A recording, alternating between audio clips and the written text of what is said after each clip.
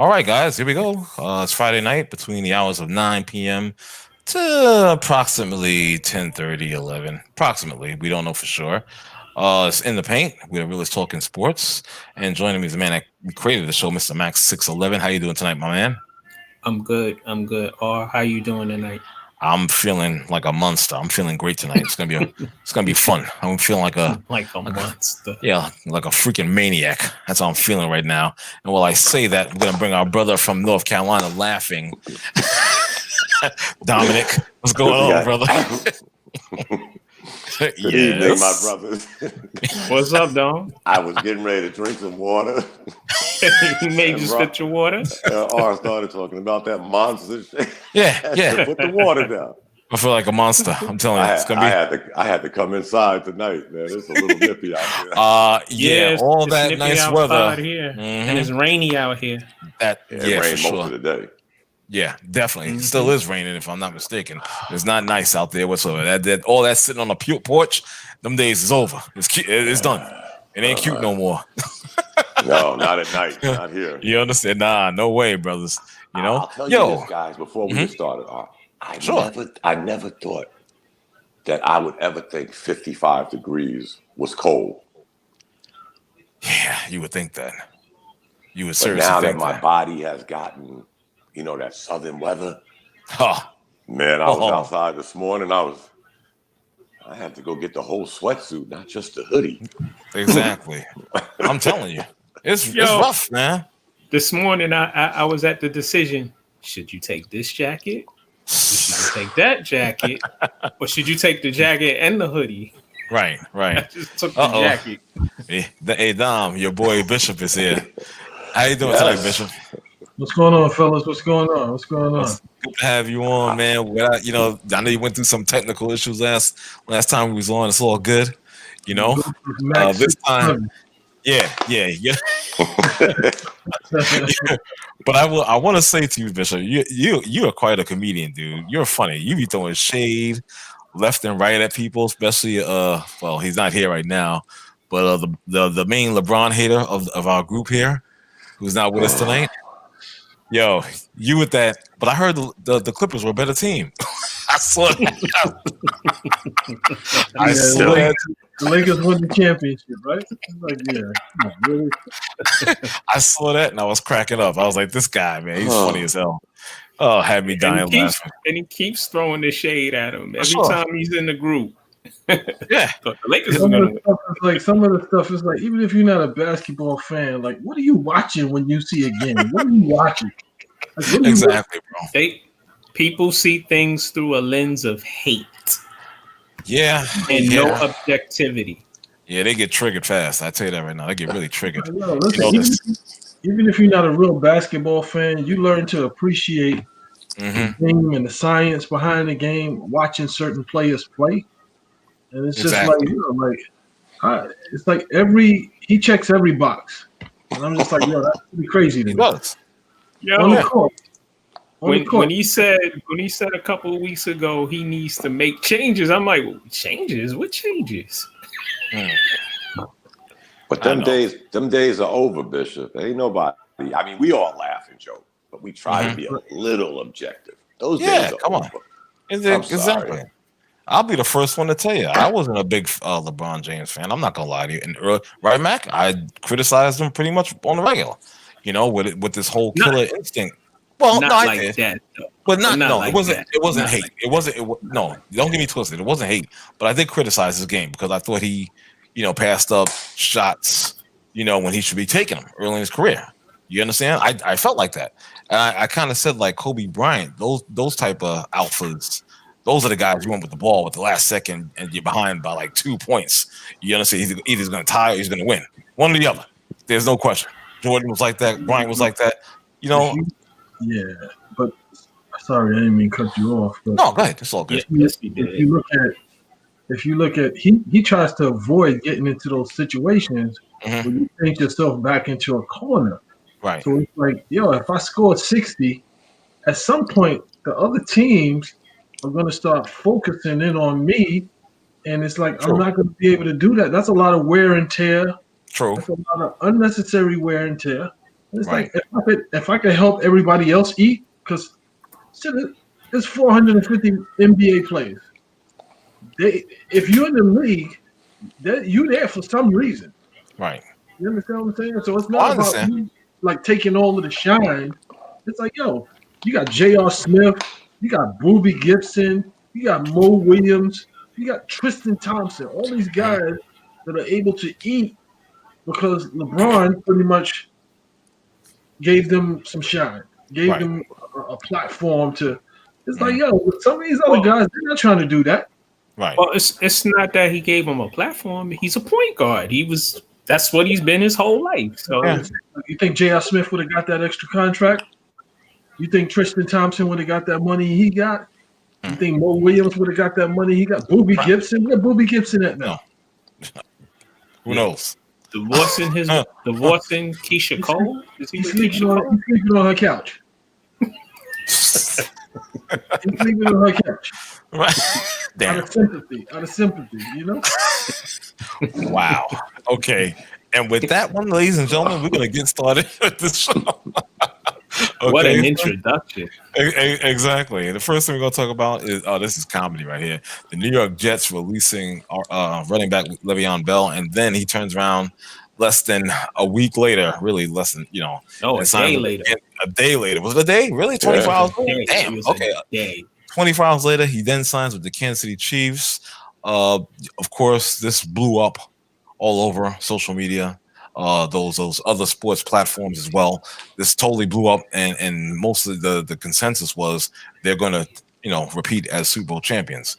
I know probably you guys, Mac, I think you said that you can guarantee it or something to that extent. I don't know verbatim, but let me just offer something real quick, a little sidebar. In a league that's changing, talking about the NFL, right now, running backs, maybe it's me, but they're going through a little transition. They're easily replaceable. Some.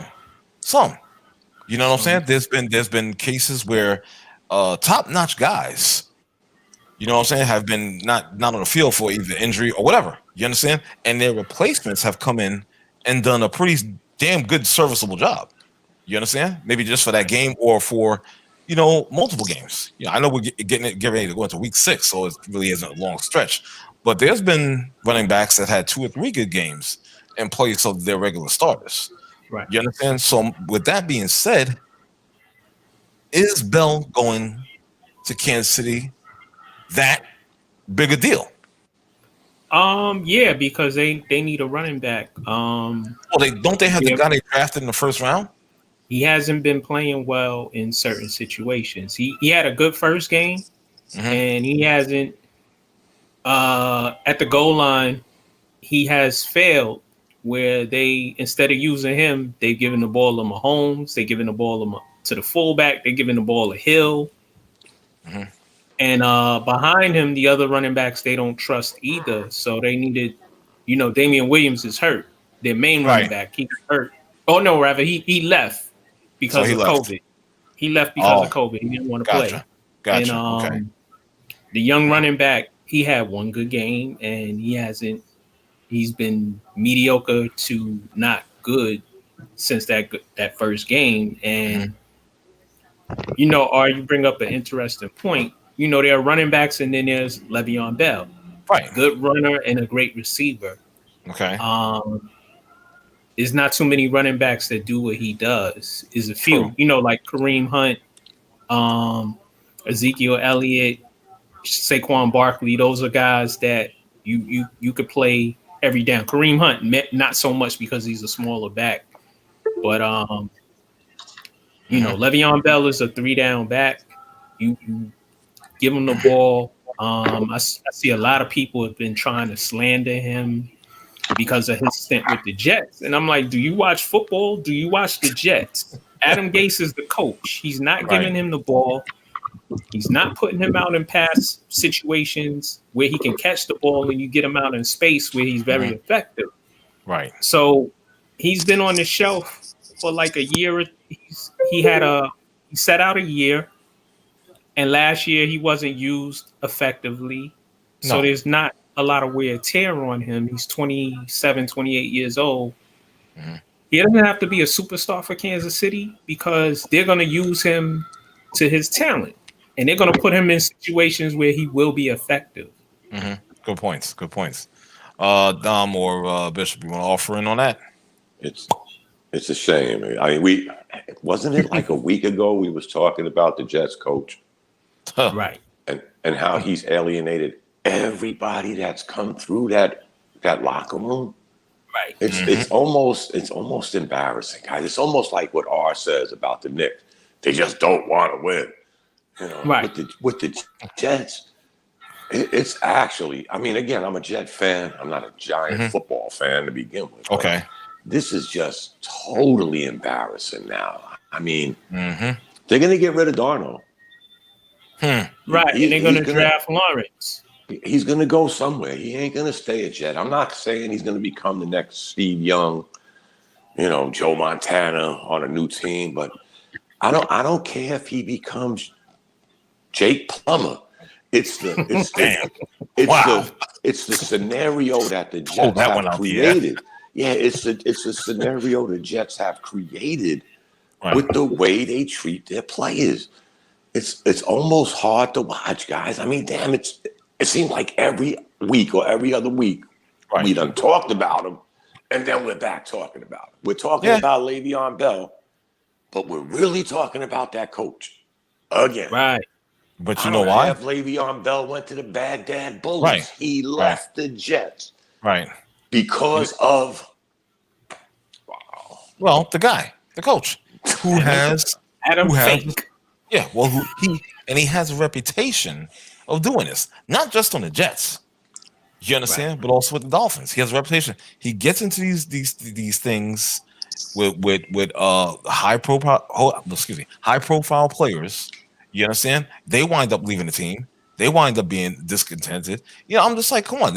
But yet, what's stupid about that is if you hear this going on in Miami, why, oh, why, Jets management, ownership, would you bring a guy to coach your team? That doesn't make any sense. It's stupid. So what we're getting is essentially power and then power book 2. In regards to this guy being hired. I'm just saying, if you think about it, it's the truth. It's a continuation of BS. You guys just don't understand his master plan. There is no plan. Bishop, I finally agree with you. I do not understand his master plan. You don't understand his master plan. You understand? I agree with you more than not, dog. Come on. I know. I'm just joking, Bishop. Yeah. I'm just saying, it's stupid. This is a guy that, again, and I can't even really. I get mad at Gase, but then again, I can't because it's the idiot owner that brought this fool here. You understand? So you're just like, okay, let me just play Russian roulette.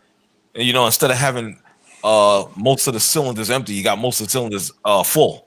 You understand? So he's an idiot. The owner, Chris Johnson, Woody, whoever, the Johnsons. They're just a bunch of jackets. It wasn't Woody, right? Woody was the ambassador. No, Woody. It wasn't Woody, but I'm sure Woody would have. Woody would have did the same shit. Because he's a moron too.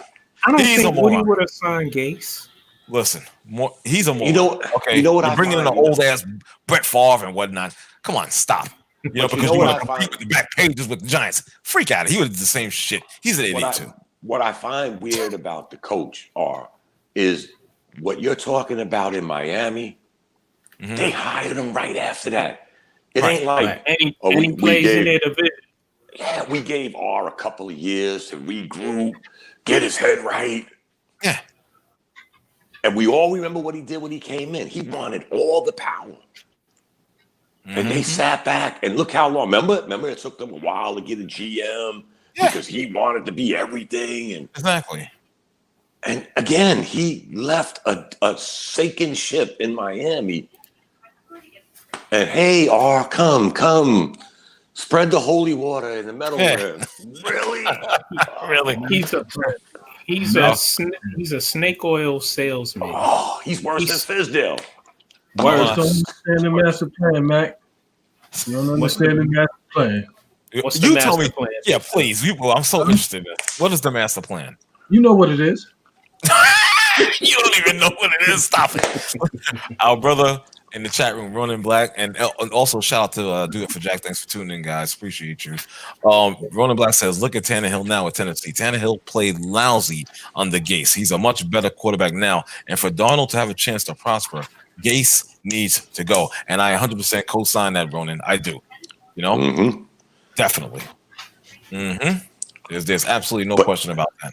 He's put Darnold in such a bad position that his stock is dropping. Right. I mean, yeah, there's some people smart enough like us to say, well, it was really the coach. But the further your stock drops, who's going to remember the coach? Who's going to remember this moron? They're just going to remember this kid's numbers, and they're going to say the same thing. High draft pick, quarterback, didn't pan out. The coach will be long gone, and this poor kid will be looking for a job. Well, you left out one factor in that in your analysis. You left out one important factor: the fact that he's drafted from USC. You understand? I dropped my guard on that one. I did. You know what I'm saying? I did drop my guard because I am such a staunch non-believer of quarterbacks that graduated. Drafted out of USC. I'm not a believer in that whatsoever. They all trash. You know what I'm saying? And I don't want to say it about Darnold. I really don't want to. I still have my guard up foolishly. But no, man, you can't go against history. And I did in this one case, and now it's biting me in the ass, to tell you honestly. You know what I'm saying? Because I'm actually rooting for this kid because of one thing he did in training camp. When he got all the guys together and trying to develop some type of leadership skills at the age of 19, 20 years old. I thought that was big. But, hey, what do I know? The saddest part I think we started this season or the end of last season maybe talking about the Jets had something to look forward to winning their last 6 out of 8. Darnold came back. Remember, he was hurt, mono, whatever. Comes back, you win your last 6 out of 8. That's normally, wow, we got something to look forward to. For sure, Don. You come in out the airport this year. Adams gotta go. This guy gotta go. Bell's gone. This is all in what, guys? 4 months? Think about that. We're not talking a year. We're talking a 4-month period. Right. Can't wait till you tell us that master plan, Bishop. I'm getting impatient. Exactly. Getting very impatient. Listen, he's so bad. I looked up some horrific stats on Adam Gase. Oh boy, here we go. He loses every third game. What? But he's been every third game he loses. Every 3 games is a loss. Damn. Is that on average? Yeah, he's starting the season 0-3.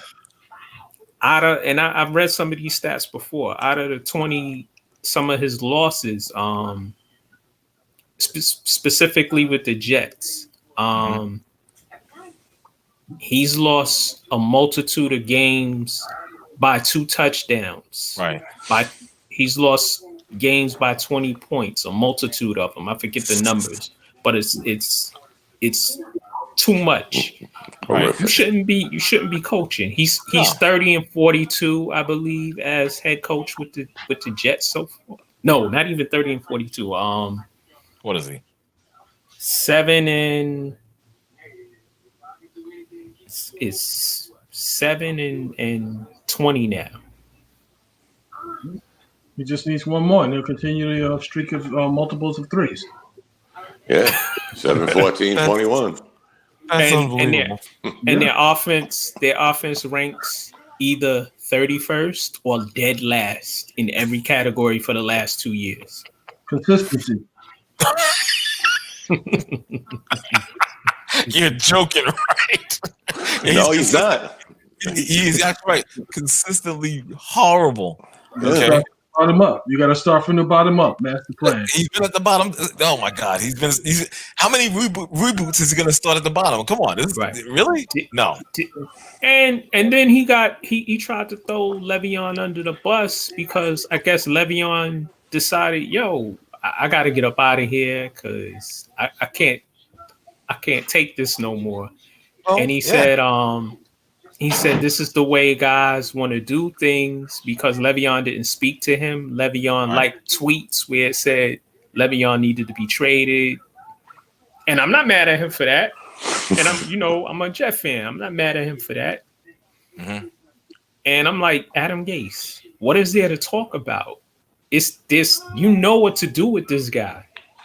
You got to give him the ball. You got to get him out in space. I got to tell you. I'm sorry, Mac. I just feel I feel so bad for Jet fans. You're one. I'm trying to recruit all, including you, Max 611. I'm trying to recruit you guys to go upstate and join us in Buffalo. You understand? Yeah, that's right. I said it. Join us in Buffalo. I said it. Okay, because listen, as a former Giant fan, a former Jet fan, I've had enough. First of all, they don't even represent New York. They're out in Meadowlands, Jersey, out there, whatever. I don't care. If I want to root for a New York team, I'm going to take my fanism and go upstate.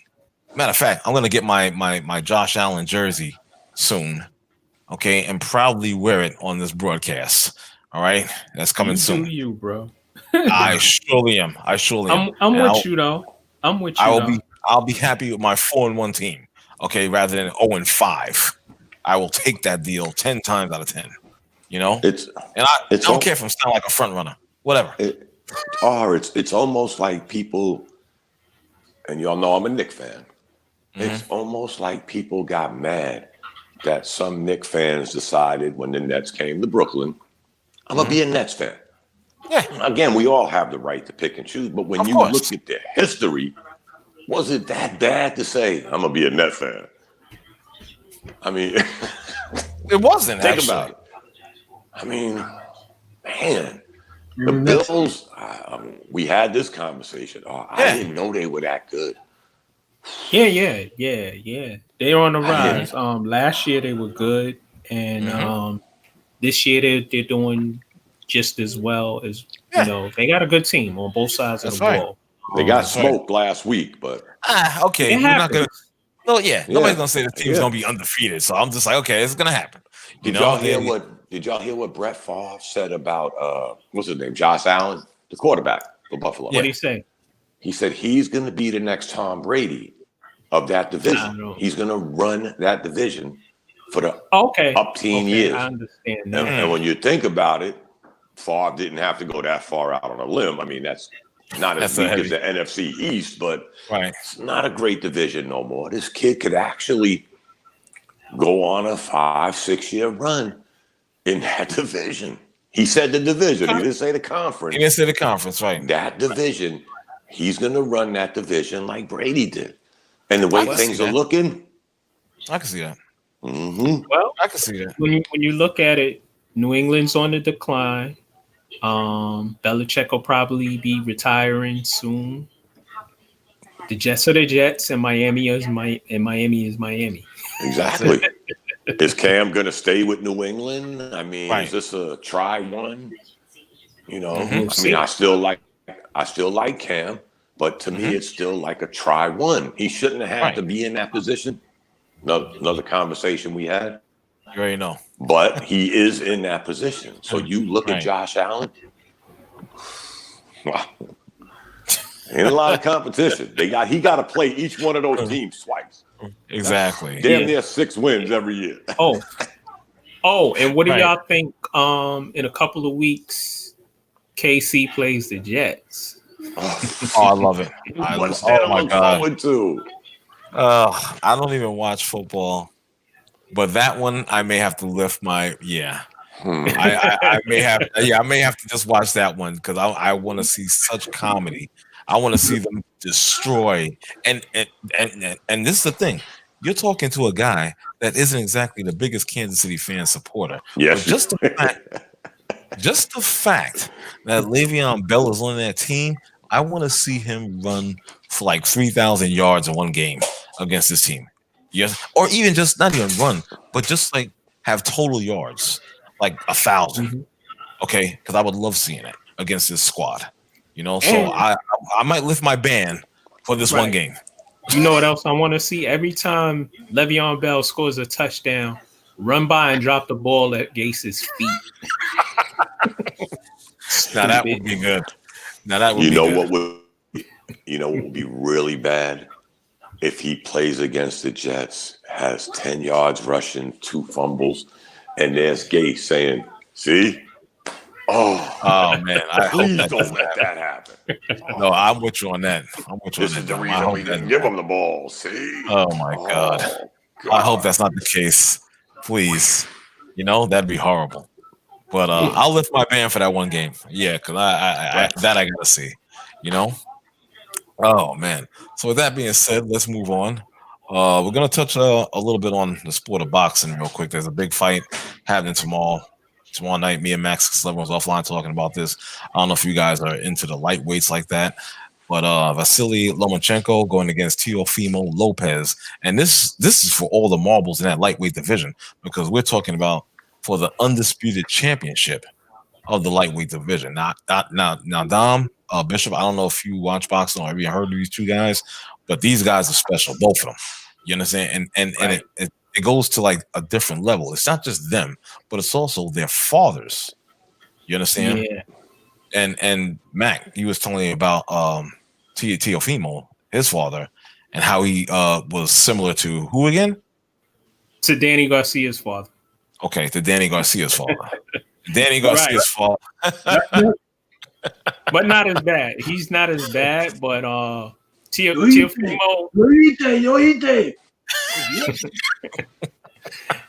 Teofimo and his father, is special for me because they from Brooklyn. So okay. Shout out to BK, the Planet, Medina. Teofimo approached Lomachenko at a fight.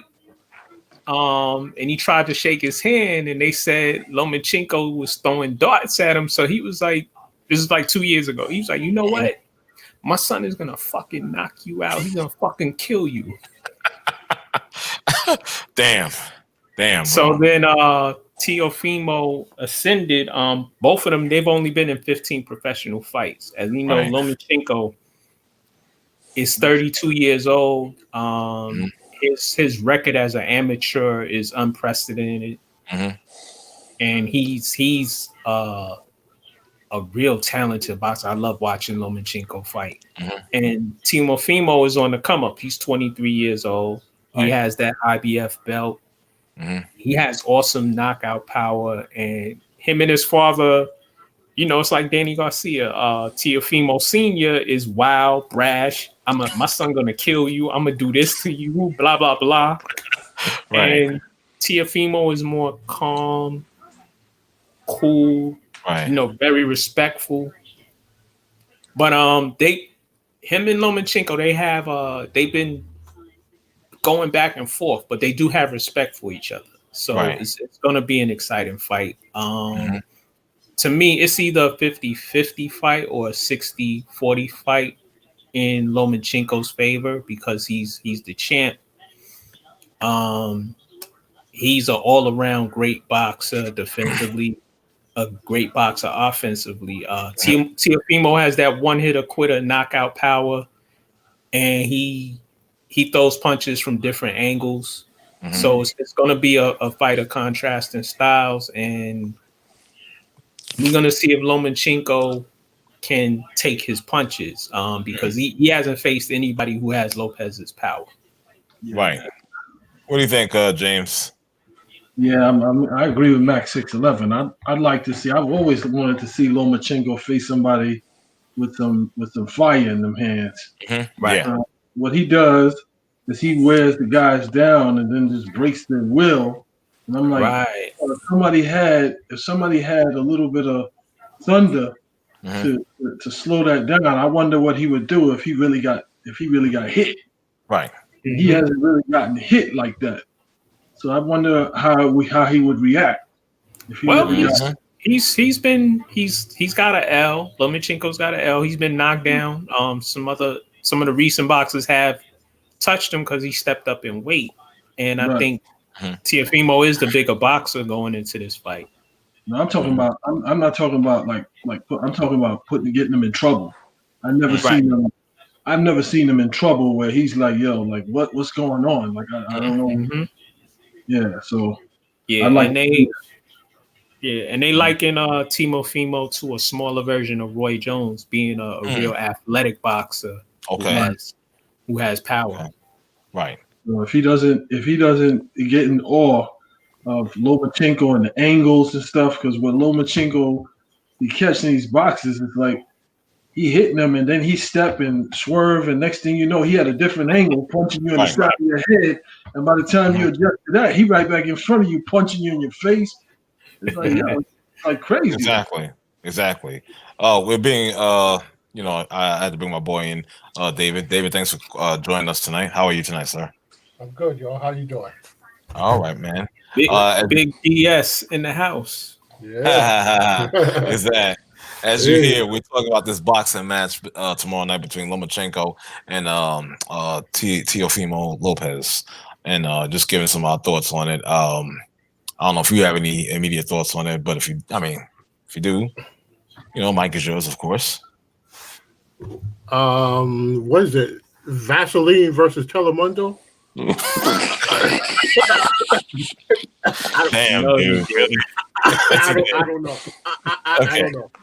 Okay, that's cool. That's cool. Well, that's a no for me. Okay, Dom, we'll go to you. Do you have any thoughts on this particular fight? I think Lomachenko's more of a tactician. Yes. To get in. I hate to say Lopez might have to go for the knockout, but I think Lomachenko's more of a boxer. And that's why I think to Bishop's point, can he take a punch? I think his defense is good enough where he, again, he's lost. It ain't like he's undefeated. He has, smelt canvas. Right. So I just like the idea, guys, and we had this conversation last year, that finally, finally there's a fight for all the marbles. Yes. All the belts in one fight. And the best against the best. Yeah. Exactly. How come this don't happen that much no more? The best against the best for all the marbles. Ain't no shit talking tomorrow morning. Right. Well, R got the ZBS championship. And, right. Making up a conference or a division. And I mean, it's finally, this is what you want to see. None of this stuff. Right. And that's what threw me off of boxing. They got so many WB this. I'd be like, damn, is this wrestling? Yeah. I mean, it's ridiculous. And then they start making up belts. He's the regional, discontinental. Yeah. Exactly. He's the Bronx Zoo light heavyweight champion. Huh? You got to come out with a tiger belt and fight West Farm Square. It's really stupid, Every cab drivers and the dudes selling those. The cab drivers, exactly. The dudes selling the out of the shopping cart. Right. Empanadas. Empanadas. Yeah, the powdered sugar. Exactly. Coming out smoking. Oh my God. It's really stupid.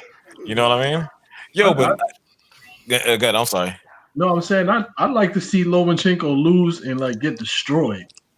Okay. So do I. Okay. I want to see him get destroyed, and if this dude is as good, they keep saying, he's quick with his hands and he's powerful. He's quick with his hands. He is. So I'd like to see him not just lose, but get destroyed and see how he reacts to that. But you know what? But this, go ahead, R. You know what? What I find interesting, this is just a different take, is about Lomachenko and whatnot, is how he is supposed to be destined to be the one. You understand? Because if you look at the history with his father, I forgot his father's name. I think it's Atterley or something like that. His father, Mr. Lomachenko. Right. His father actually was saying something to the extent that this was supposed to happen, when he was conceived. Okay, he actually I'm James Bishop. I'm not even BSing. He put it out there like that. You understand? And how the training was supposed to go when he was a young man, not even into boxing like that. You understand? So, I mean, you got to take something like that into consideration. But I want to ask him. So, why'd you wait so long for your son to become a pro? You have to ask him. I don't know. You know what I'm saying? I have no answer on that one. But I'm just going by. Right. So let me ask y'all this. Me and R have had this discussion before offline and on the show when we were on Blog Talk. Right. Boo. Lomachenko a pound for pound guy? Is he is he the top guy? I don't know. I can't. With 15 professional fights? Absolutely not. I can't co-sign that. I'm sorry. I can't. He's dominated the opponents that he's fought, but I haven't really seen him fight anybody that you can say is like, he beat that dude. He's got two names on his resume: Rigondeaux and Linares. Rigondeaux was at the end of the line. He was just pretty much like a stay, like he fought a stepping stone, a different kind of fighter. Yeah. So it's like real, keeps everybody off guard, and it's like really, really like a weird type of fighter. So that's how he kept his streak going. And you see, like, he didn't have nothing from Lomachenko. It was like he gave in. And then the Jamaican kid that he fought, he wasn't ready for that fight. Yeah, I agree with you. I forget who it was. Huh? And I'm not trying to disparage Lomachenko's talent because he's talented. He's nice. I just couldn't put him then at pound for pound when you got guys like Errol Spence, and you got Terrence Crawford they've been putting in work on their resume, and Canelo. I just can't put you there with 15 professional fights. No. And this will be both of them. This will be their 16th professional fights. If Teofimo loses, it's not a bad thing, especially if he shows that he can stay with this guy because Lomachenko is a A-list fighter and is an A-list talent, and it'll be a learning experience, sort of like when Canelo fought Floyd. After he fought Floyd, he became a better boxer. He did. Speaking of boxing, I didn't put this on the list. I did not put this on the list tonight for topics, but I have to just throw it out there. You already know I'm going back. Yes, that bullshit. And done by Fox Sports as well. I'm just looking at something real quick. According to the great Fox Sports, they have the top 10 list of all-time boxers, which I posted in our group on Facebook. And it goes a little something like this. Number 1, Floyd Mayweather. Number 2, Manny Pacquiao. Number 3, Carlos Monzon. Who? Number 4, Carlos Monzon. Number 4. No, he was a great fighter, though. Yeah. Okay, whatever. Anyway, number 4, Muhammad Ali. Number 5, Sugar Ray Robinson. Number 6, Bernard Hopkins. Number 7, Joe Louis. Number 8, Archie Moore. Number 9, Oscar De La Hoya. And number 10, Julio Cesar Chavez. No. That list was horrifically hot garbage laying in the Arizona sun in July at noon. Right. Well, you lost me at you started off wrong. No. Hold on, Bishop. Some of those names belong on a list. Some of those names are top flight. Like okay. Boxers. I'm gonna put you under pressure. Like who? What? Who? Floyd, Ali. Who else? That's no question. Ali. You said Sugar Ray Robinson was Sugar on Ray that Robinson. list? I did say that. Right. Listen, I love B-Hop. Y'all know I love B-Hop. B-Hop doesn't belong on that list. No, he does not. I like Oscar De La Hoya. Doesn't belong on that list. No, he does not. I love Manny Pacquiao.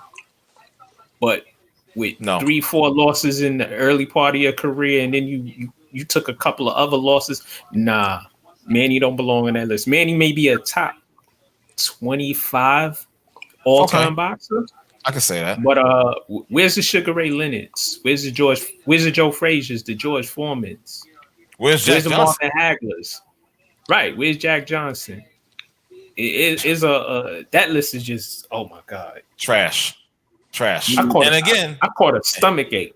And again, this is from the stellar, the experts over here at Fox Sports, folks. Where you started off wrong. You said Fox.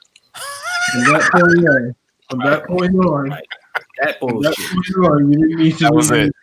Just as soon as you said that, it's just like, yeah, okay. Yeah, that was it. It was over. Yeah. Can I put out a declaration to them all?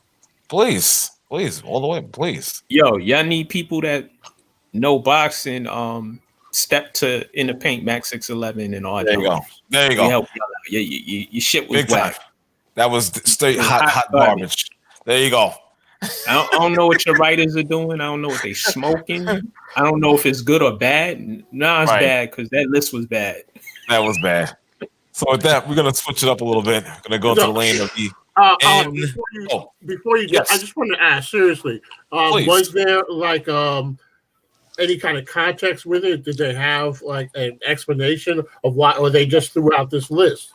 They just threw out this list. I don't know, because I'm not a boxing person, but I think I could have put together a better list than that. You probably could have. I wouldn't even say. So I don't know. You could have, with no doubt about it. You could have. All right. Yeah. Well, moving right along. Here we go. Lane of the NBA. Los Angeles Clippers, or AKA Paperclips, make Ty Lue their head coach. That's right. I said Paperclips. I wish Kevin was here today so he can get mad at me. Yeah, the better team. I'm missing Kev. Where's my boy Kev? I'm missing him. Listen, he's somewhere professing his love for LeBron right now.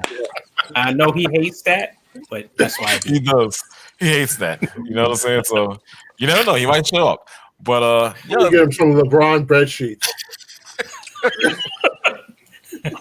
Wait a minute. I gotta stop. I'm cracking up over here. Wait a minute. But seriously, is Ty Lue the guy? Yeah. I don't know. Listen. He proved he can coach somebody like LeBron and be successful with LeBron. His career record is 128 and 83 over 2 seasons or 2.5 seasons. Mm-hmm. We'll see, because the rumors, I'm hearing some crazy rumors now, is that half the team was pissed at the way Kawhi was being treated and how they were treated. He was treated better than they were, and rightfully so. Oh. He said, go ahead, Bishop. He said rightfully so. If I'm the number 1 guy on the team and you the number 8 guy on the team, and guess who is one of those people who was pissed? Paul George? No. Oh. Patrick Beverly. Oh, yeah. Well, he's mad about everything anyway. Yeah. He needs to stop. He needs to stop with that. Don't what are you mad about? Yeah. What are you mad about? You know what's confusing about this? If I'm not mistaken, isn't Sam Cassell an assistant coach on the Clippers? He is. I think so. Yeah. Again. So, yeah, I get you. Right. Yeah. Sam Cassell, the new Patrick Ewing, been an assistant coach for 200 years. Oh, shit. And he's an assistant coach on that team. Right. And Dom, he got passed over again because I think they named Chauncey Billups. They did. Head assistant coach. They did. Exactly. Wow. Yeah. Not everybody's head coach. Not everybody's head coaching material. Maybe that's not the commitment that he wants. Nah, Sam. I don't think so. because he's interviewed for jobs, Bishop. Yeah, it ain't like he said, "I'm not going to show up." So have I. Doesn't mean I want to. We're not talking about you right now, Bishop. People have the the only way I see this working out is if he gets a job somewhere else. If Cassell goes to the Rockets or okay, that's the only way I see this working out. I don't know. A retread is heavily being favored in Houston. Oh yeah, I know. Jeff Van Gundy got an interview with him, and they're in talks with him. But what about the other guy? You know, I know we're going ahead a little bit, but what about the other guy, the assistant for the Rockets? John Lucas is getting a little burn. His name is getting his name. Burn. Yeah, which John Lucas? The old John Lucas that used to play for the Houston Rockets? Senior? Yeah, senior. Mm-hmm. He's coached before. Hold on. How is John Lucas? John Lucas be 60 or 70. He's got to be in his 60s. I'll look it up. Wow. Okay. Mm-hmm. The counselor, John Lucas? What's that again, Dave? The counselor? The counselor. He's 66. Yeah. 66. See, I was 66. close. Okay. All right. You know? Yeah. So his name is getting burned too. He's getting play as well.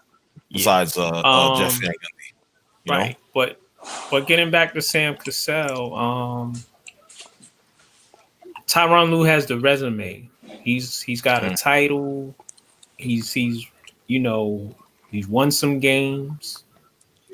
Okay. So I mean, we'll see if he can coach, because people say that he coached LeBron, so it should be an asterisk next to his name. Right.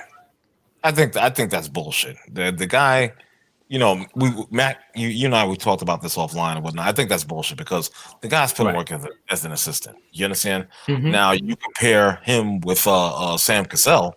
Is it fair to Cassell? No, it's not, because he's put in work and the time as an assistant as well for many years. You understand? I don't understand. Right. Maybe people don't just. You know what? Hey, Bishop might have hit it on point. Some people just aren't head coaching material. There's nothing wrong. He hasn't been given the opportunity. They both were assistants last year for the Clippers. But maybe in the interview he didn't give that impression during his interview, whereas Ty Lue did.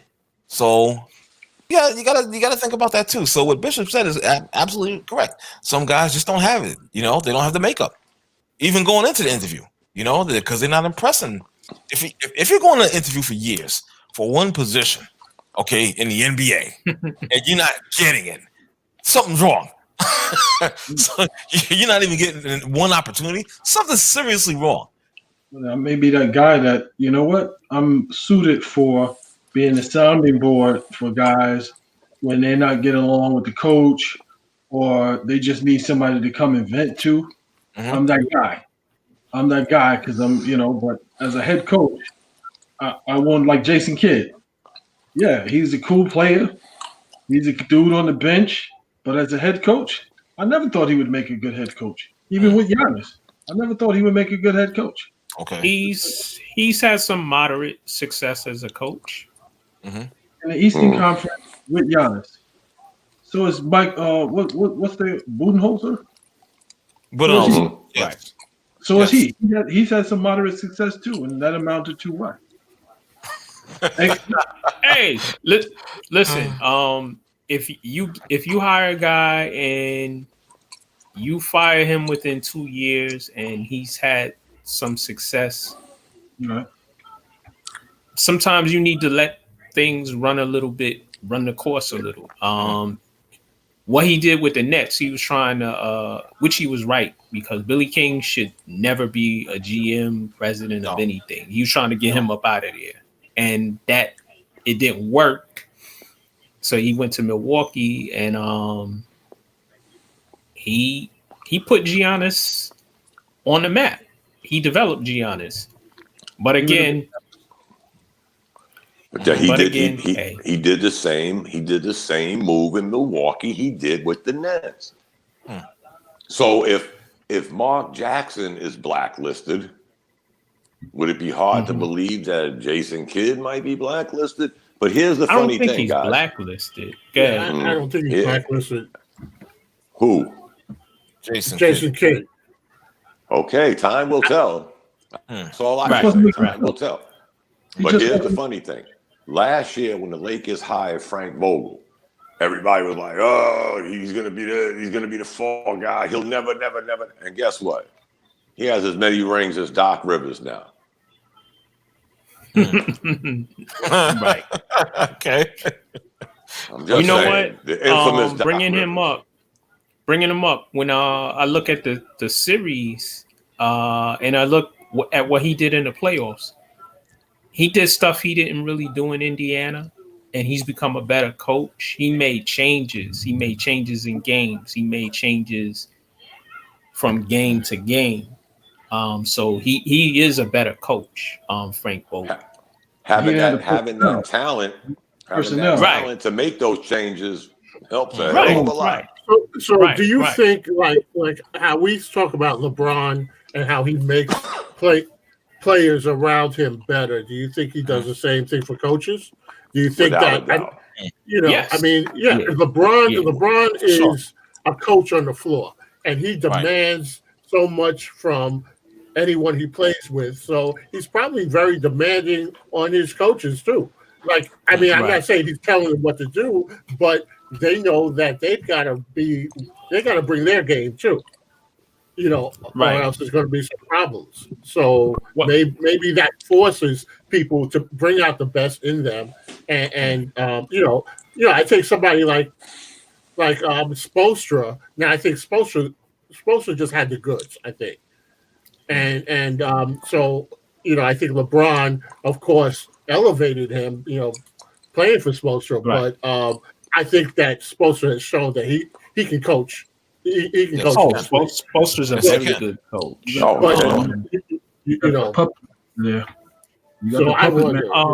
Let me say this, David. LeBron has won chips with 3 organizations with 3 different coaches. Yeah. So you might be right on that in that theory. But like Bishop said, talent, and what Dom said, talent. You start with LeBron and you start with AD, you should be successful. And then you add in a Rondo and the other pieces that they had. But getting back to Vogel, he used his bench. He used players. He took players out of the rotation. Like JaVale McGee played early in the playoffs. JaVale McGee didn't play in the finals because they didn't really need him because of the matchups. Right. Matchups. Yeah. Okay. He played Dwight Howard early in the Miami series. He didn't play him as much later in the series because of the matchup. So he adjusted on the fly, which is things I like to see coaches do. Right. And prior to that, Vogel was a mediocre coach. Yeah, but when you have like a LeBron James and you got an Anthony Davis, that rotation was like a 9 deep, and it allowed for some consistency. And it's kind of like, okay, well, I'm moving one peg over here, moving one peg over here, but I'm still playing those same core guys. It's just that getting different time, but I'm still playing the same core guys. It's much easier. It's much easier when you got this transitional talent. When you got LeBron on your team, and you got it's a hell of a lot easier to coach than when you playing in Cleveland and you got Mo Williams and Boobie Gibson and Kevin Love. It's amazing to me, like how when guys always talking about, oh, he's been to the finals 10 times. 5 out of those 10 times was with a subpar talented Cleveland team. Right. One that lost to San Antonio, and 3 of them lost to Golden State. So those teams were all better than Cleveland at that time. Yeah, right. And Matt Dellavedova needs to give LeBron. He needs to name his first kid after LeBron, and he needs to send him a check. Leave Dellavedova alone, man. I like Villanova. Yeah. Let me just say this though too. Speaking to about being able to play with and move parts around, that speaks to team construction. If you have, the GM or the team president constructs a team that allows you the flexibility to move these parts around. But where you get hamstrung is when you have a team that's poorly constructed. And then you don't have the ability to move in, move out, switch around, and have the luxury of not playing a guy in one series and playing them in another series. You sort of become dependent upon playing the same rotations because you don't have a team that allows you that flexibility. So if you have a team that's well constructed, and you guys, I checked the video from the other night, and you guys are talking about the Knicks in that regard. And to Don's point, which I agree with, having the adults in the room. If you have a team that's properly constructed or constructed that allows a coach to have that flexibility and maneuverability, that will grant you an opportunity to be more successful. So where like the Knicks, for example, they never had that flexibility. They had a lot of bodies, but they didn't have, they didn't have whole bodies. Yes, they didn't have real pieces. They had parts that didn't fit. Right. So. Some of those it's like you have to look at sometimes it's the coaching too, because when Pat Riley was coaching, he got the best out of it. Wasn't the most talented team, but he got the best out of them. And right. And when he was in New York, and then there in Miami, Miami. Yeah, it's like he's still kind of like pulling the strings because he's the one getting these players in. Right. It was like, you have to be pretty much a great basketball mind to be looking at these pieces and saying, I'm gonna get mediocre talent at best, and all of these guys are gonna get together and buy in and eliminate the best team in the league with the 2-time MVP easily. Yeah, I agree with that, Bishop. I just want to say to that is that Pat Riley came to the Knicks with he already had his resume solidified, and so you're going to get players that are going to buy in.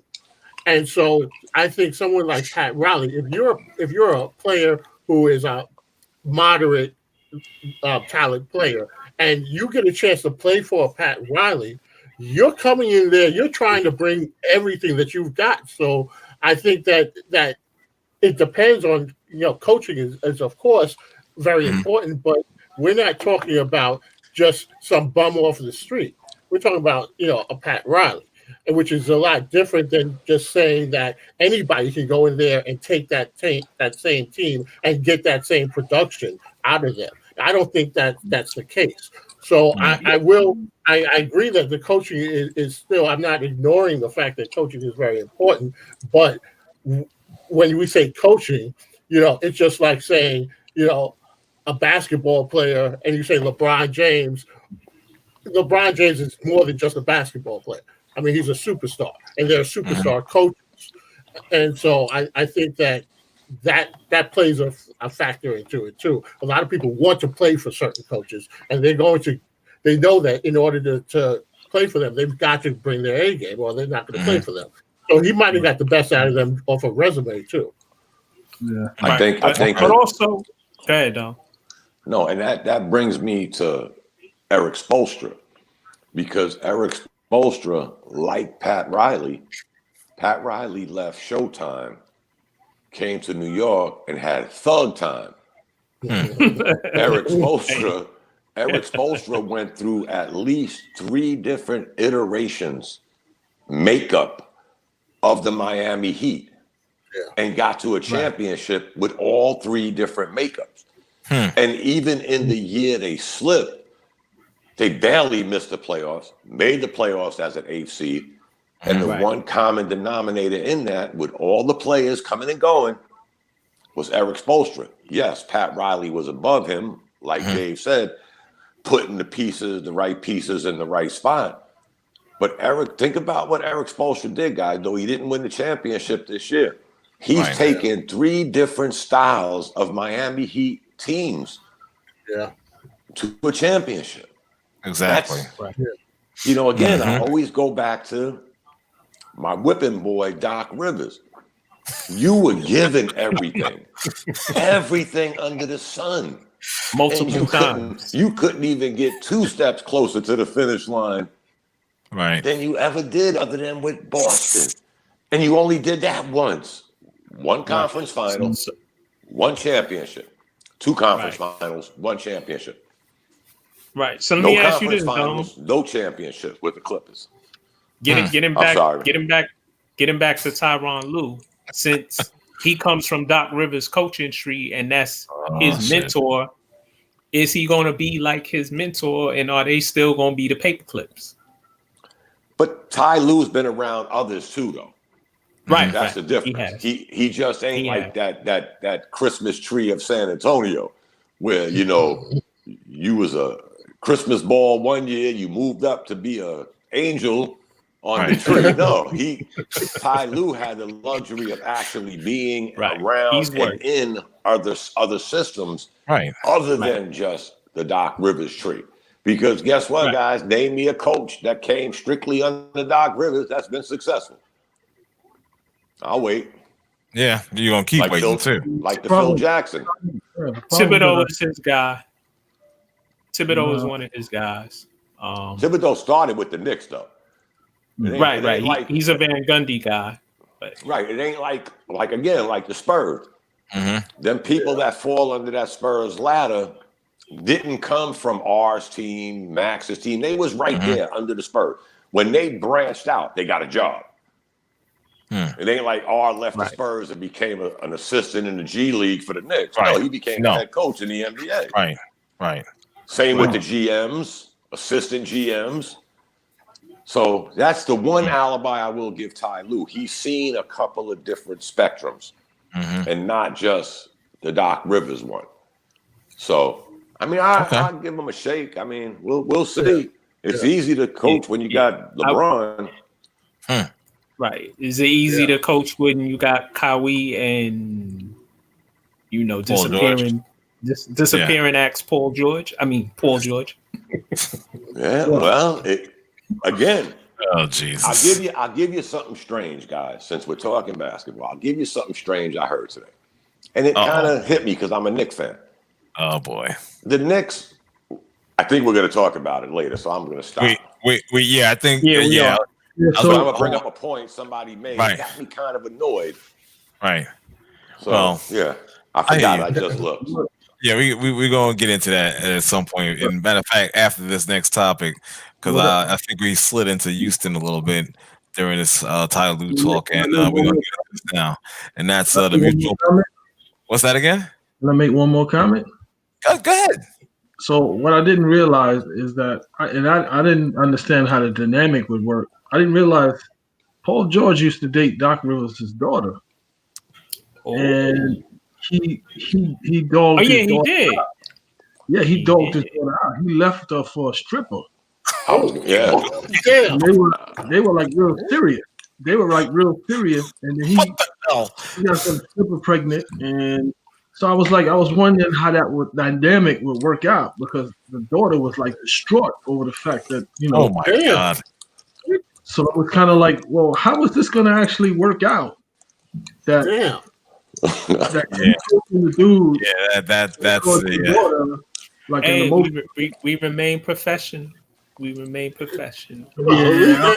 At least he didn't do a Golden Tate situation. Exactly. Right. No, this is up close and personal, and I rescind my heart once what it wants. When it's your daughter, maybe your daughter, it's like maybe she should have consulted that girl from TLC, Chili. Oh, with her and the usher. I'm in love with a stripper.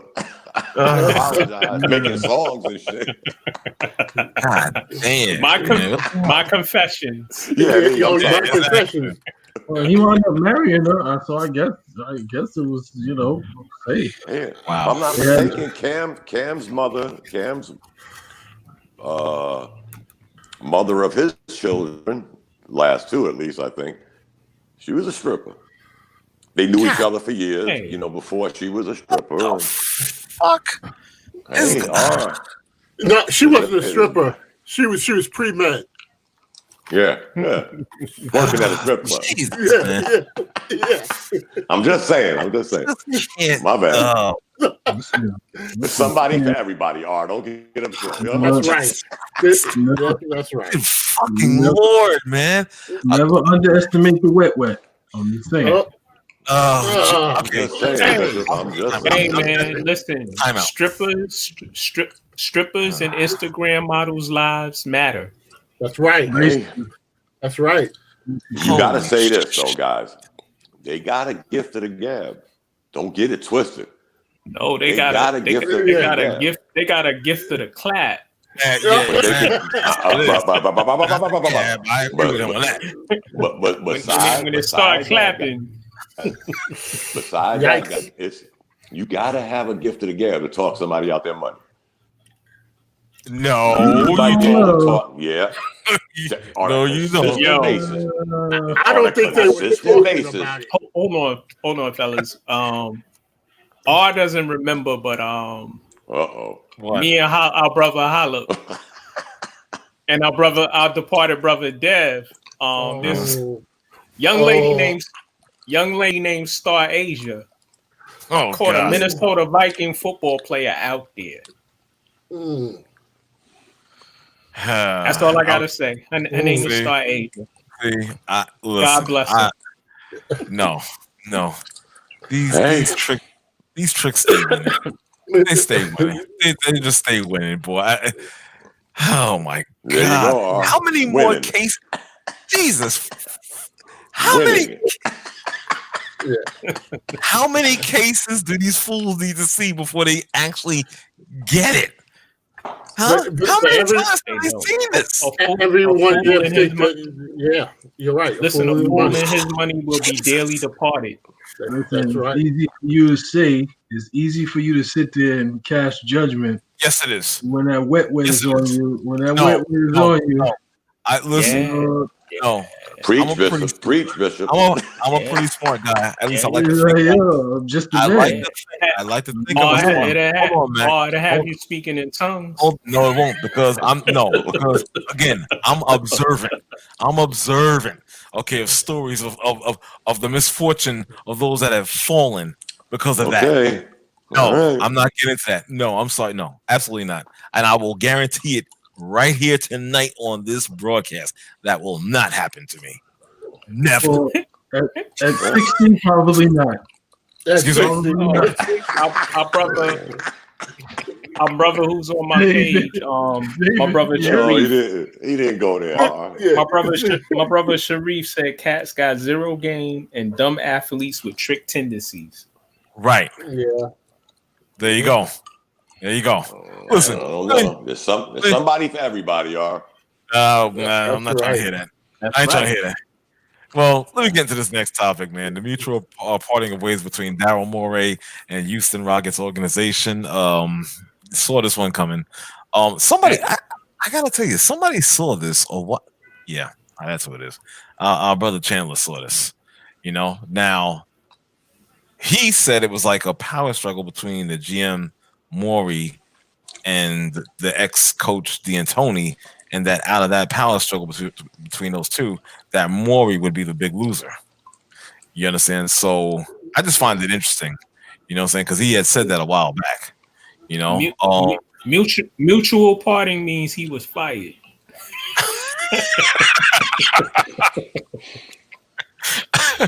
Okay, and according to him, he wants to get another job. He wants to get another job in the NBA. Daryl Morey. You know what? He will. Morey has a 640 win record and 400 losses with Houston as their GM.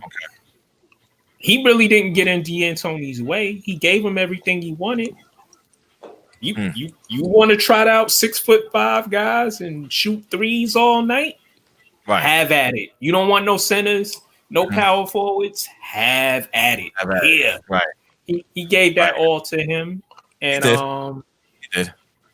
I think Morey leaving also has to do with that China tweet that he tweeted out last year. Mm-hmm. And hey, he had a good run with them. He listen, he got them a superstar in Paul Harden, in James Harden. Mm-hmm. He got Russell Westbrook. He got CP3. He got Dwight Howard. He had Jeff Van Gundy as a coach. He had he did what a GM's supposed to do. He stayed out of the way most of the time with the coaches there. So what Dom says is true. He'll probably get another job.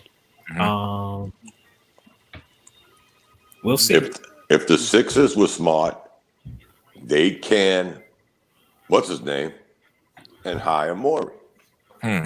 What's his name? Elton Brand? Elton Brand. Yeah. I don't think Elton's going anywhere right now. I'm just saying, get rid of him with all of those moves he made. Nah, come on, guys. You got rid of the coach. So now, and I'll tell you what, the first to the finish line between Morey and Dan Antonio, the movie ain't over.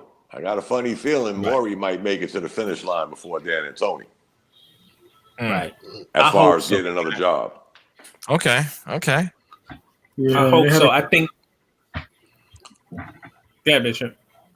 No, I was saying they had a conscious uncoupling, and it's fine. One of the things that I'm interested in where D'Antoni is going to fit, because the map is getting smaller, and his style of play, it doesn't fit with any Eastern Conference team. So I'm wondering where exactly he's going to fit, and with the way Miami came on the scene, Miami is just a big man away from being dominant in the East for the next 3 to 5 seasons. If they get a big man, and they don't even have to be like an offensive big man, just somebody that'll get up and down, a 7-footer that'll get up and down, block some shots, get some rebounds, get some putbacks.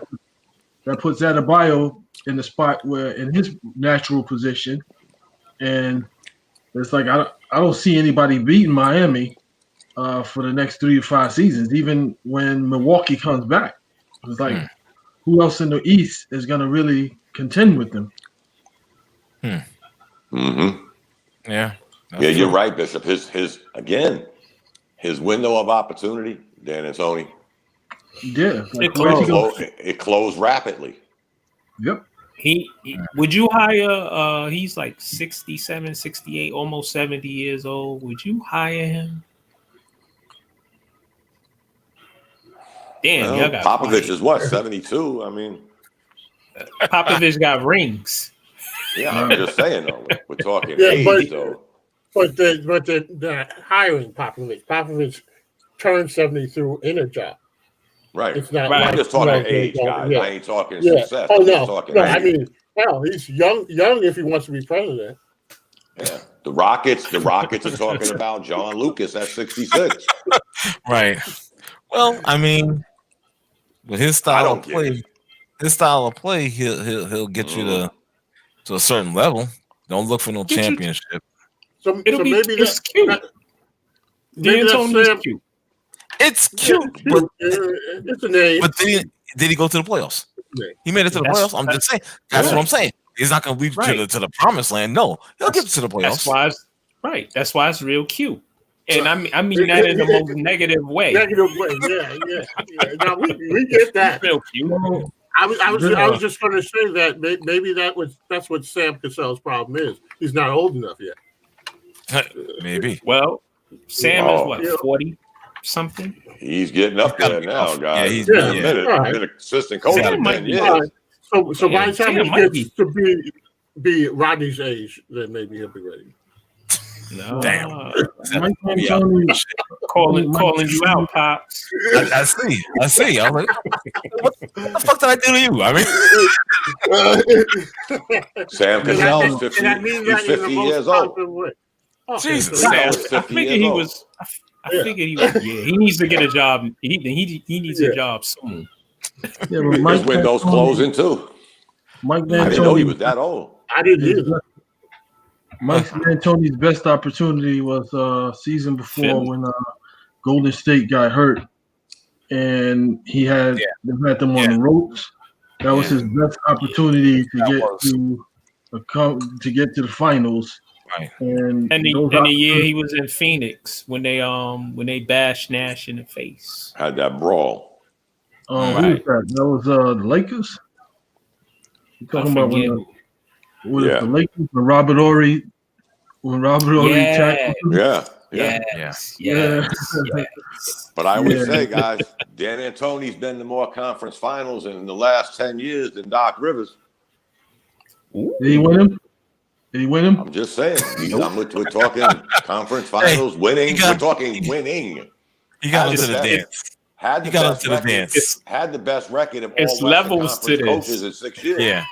He didn't win it all, but then again, he didn't win it all because some of y'all guys put the when you lose, you put the Golden State Warriors on this plateau that nobody could touch.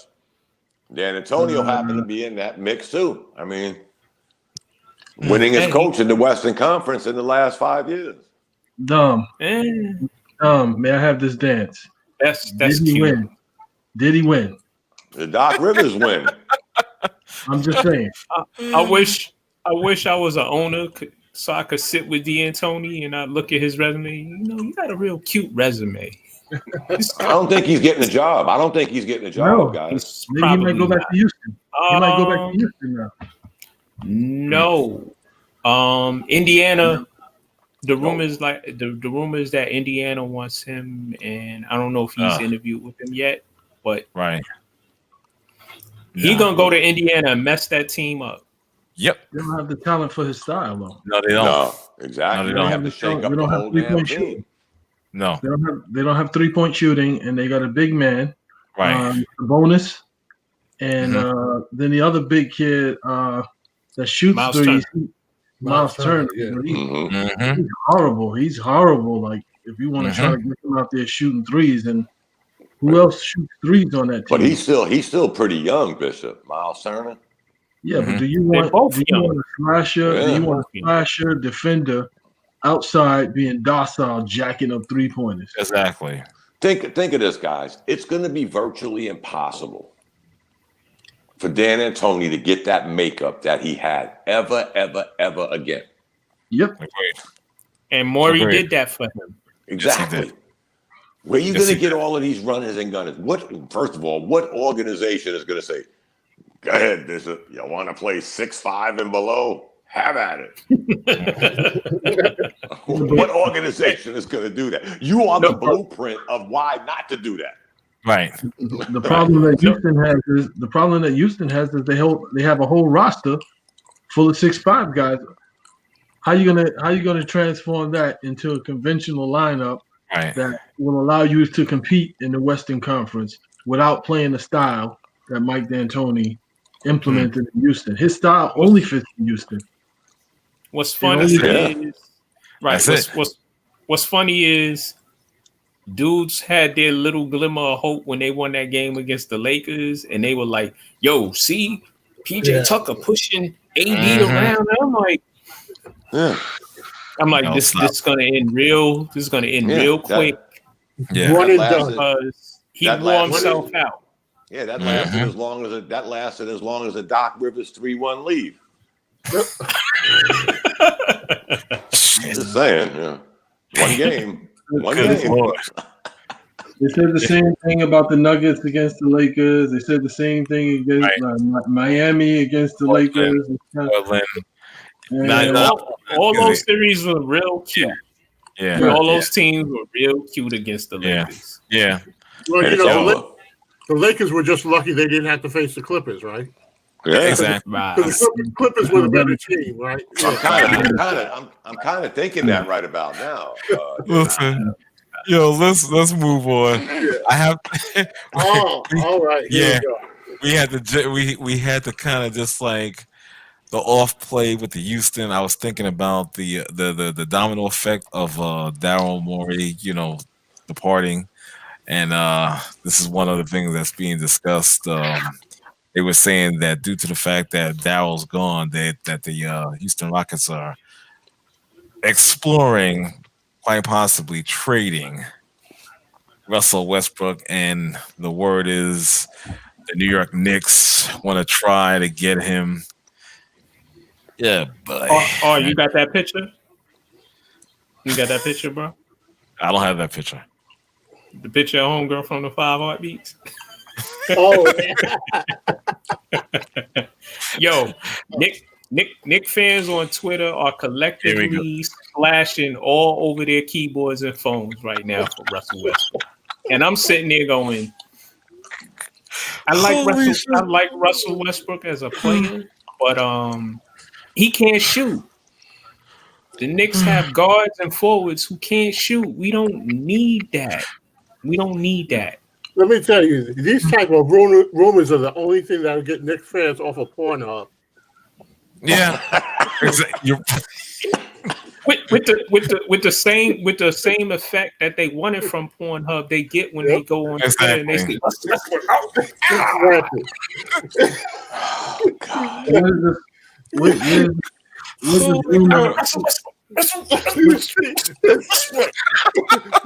sticky keyboard.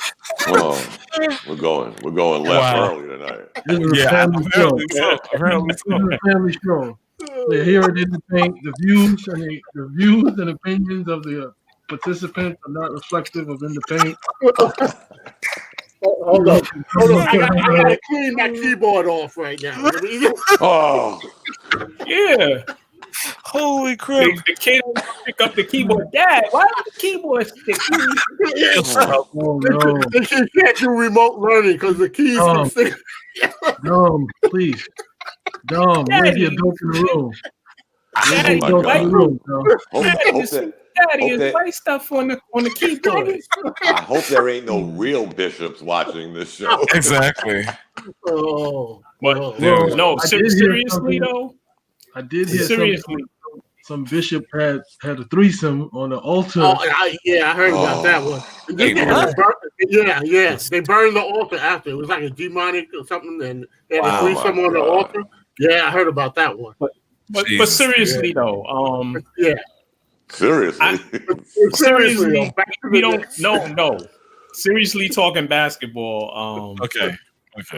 The Knicks don't need overpriced Russell Westbrook on the back end of his career. No. I'm going to be, again, I have to play devil's advocate. But this is what throws me for a loop.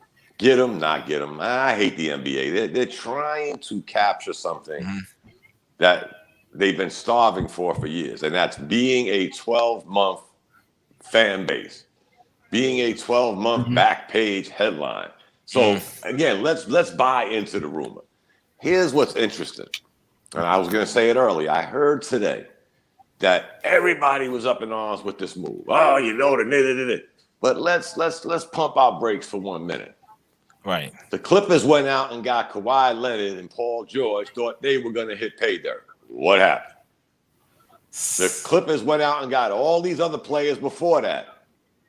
Brought in Chris Paul. What happened? Got a Morris twin. The Milwaukee Bucks went out and got Middleton, let Brogdon go. What happened? Only the Knicks can be a part of a rumor, and it's going to be the third world war. Every team has done this. Went out and got a player, did not hit pay dirt, and we leave it alone. We say, they just didn't win. But the Knicks just in a rumor becomes, oh my God. And the teams have done this for years, guys, including the Knicks. But the Knicks do it all the time. One dude said that bringing Westbrook would make the Knicks interesting. So I asked him, I said, what do you want, interesting, or do you want to win? They'll win more games than they won the last 2 years. Right. But where we going with that? Right. I guarantee you that. They will win more games than they did the last 2 years. Right. They will, guys. So Dom, he makes them a 40 to 45 win team, maybe even a playoff team, because Westbrook is that talented that he will drag a sorry ass team to the playoffs with him. Like he did Oklahoma City when Durant left. Right. Exactly. But we'll lose it. but you'll be expending salary cap money on him. He's 28, going on 30. He has mileage on his body because he's been injured before. And this is no discredit to him because he's a top 15 player. He's an all-star. He'll probably go to the Hall of Fame at the end of his career. But he doesn't make this team better.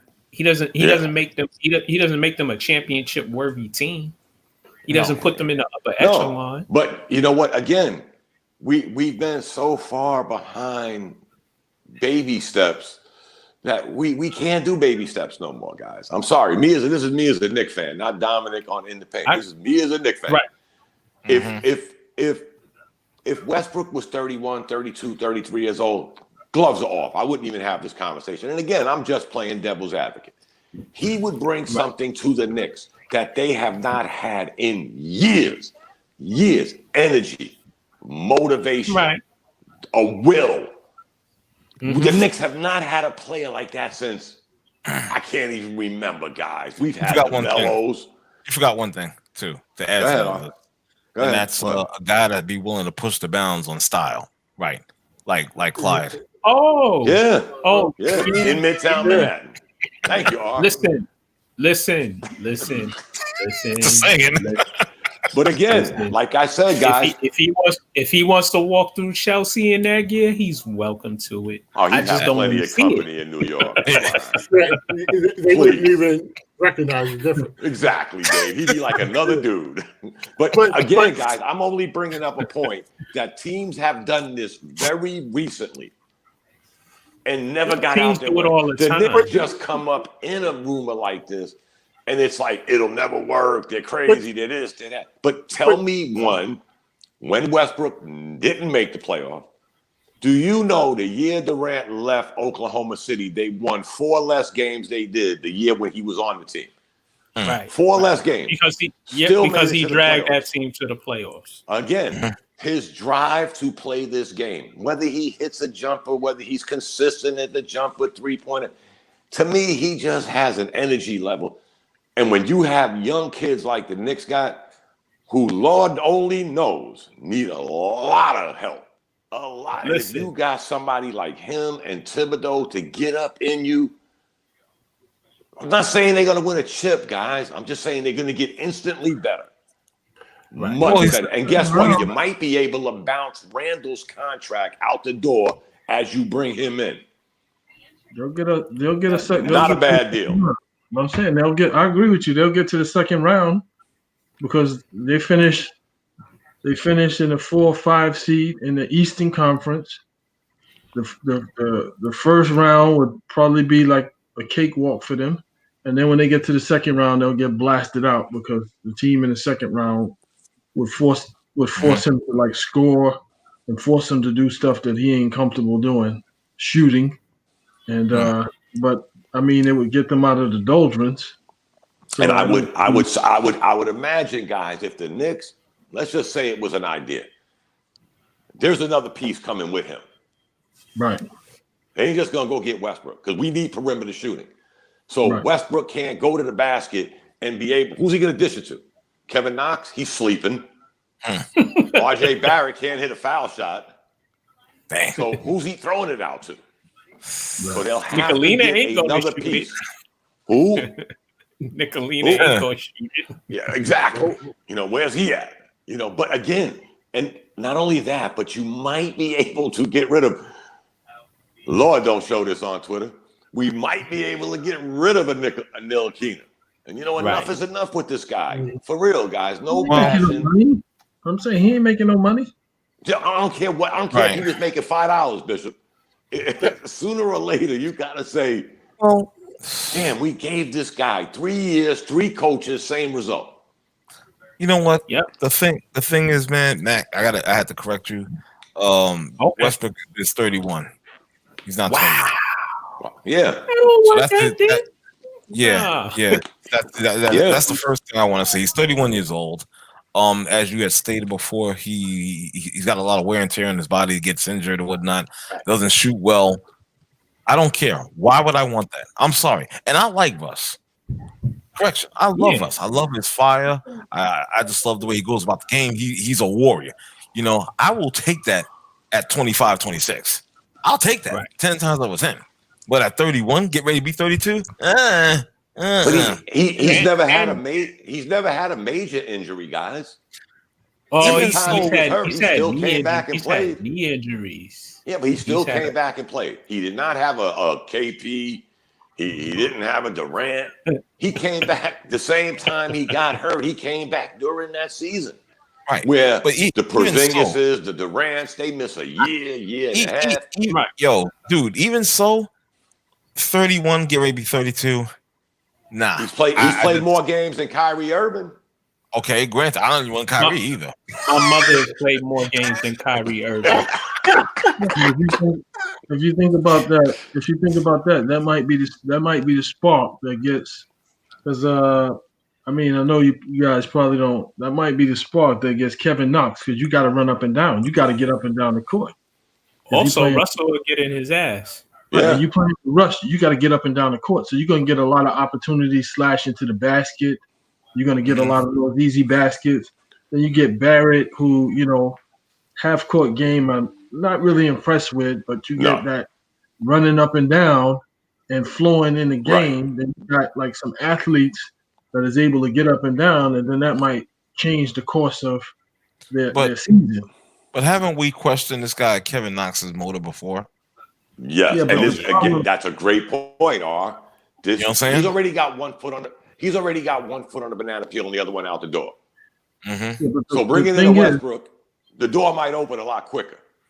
I'm saying the thing is, if you get these guys, he's a young athletic guy.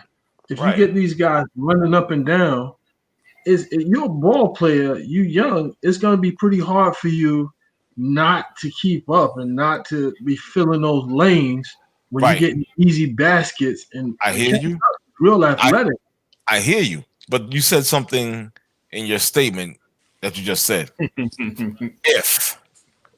If, and that's what we have to see. If, see, it's for a 2-letter word. It's huge. If, but here's another good thing though, R. That one if, and I always say ifs and ands, but that one if is time is ticking. All of these guys that we're saying even if we brought them back and even if they didn't pan out, guess what won't happen? They're on their last contract. Mm-hmm. Yep. Now, sell that bag of goods you sold us for 3-4 years to somebody else. Good luck. Yeah. Good luck. That's all I can say. Knicks should have traded Frank a year and a half ago. Nobody wanted him. Actually, people do want. The Knicks couldn't get a second-round pick for him a year ago. He's a solid backup. He's a solid backup. He's a solid backup. You ain't getting no quality player. You ain't even getting a first-round pick. They couldn't even get a second-round pick for him last year.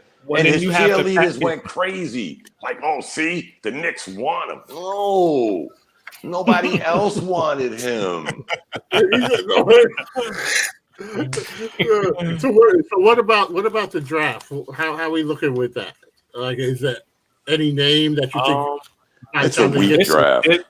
It's a weak draft, but there's some players in there, and there's some.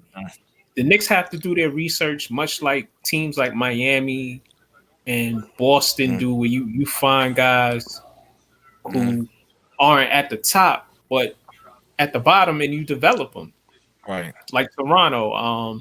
That's another one. Which has been a weakness of the Knicks. Right. Right. But you know what? Again, guys, that's another narrative that's a little strange.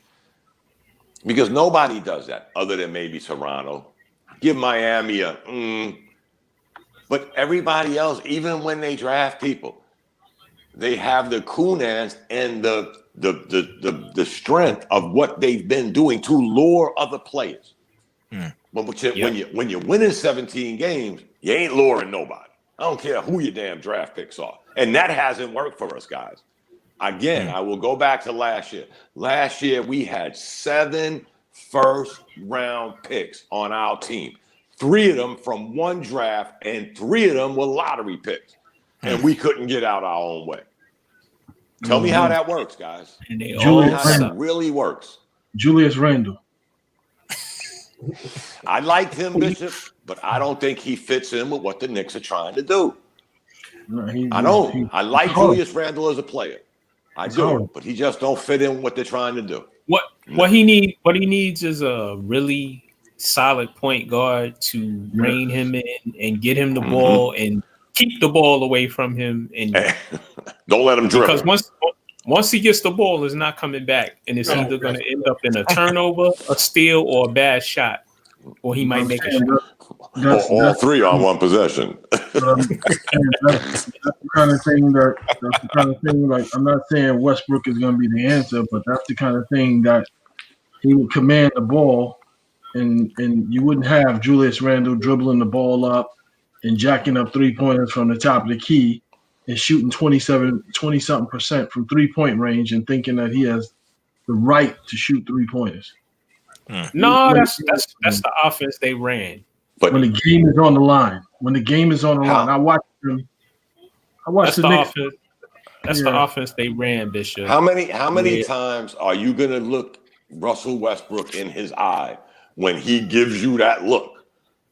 And you think generally the look same away. thing he gave you that look for 2 or 3 more times. That might not work out very well, guys. Right. I'm not saying there's going to be a rumble in the locker room, but if Westbrook gives you that crazy half alligator look twice, something bad's gonna happen. I'm just saying, something bad is gonna happen. Or he grabs you by your jersey and he said, "Yo, man." Or throat. What are you doing? Yeah. I'm just saying, you ever see how he gives that look of disbelief? I've never seen him have to give it 3 times. Right.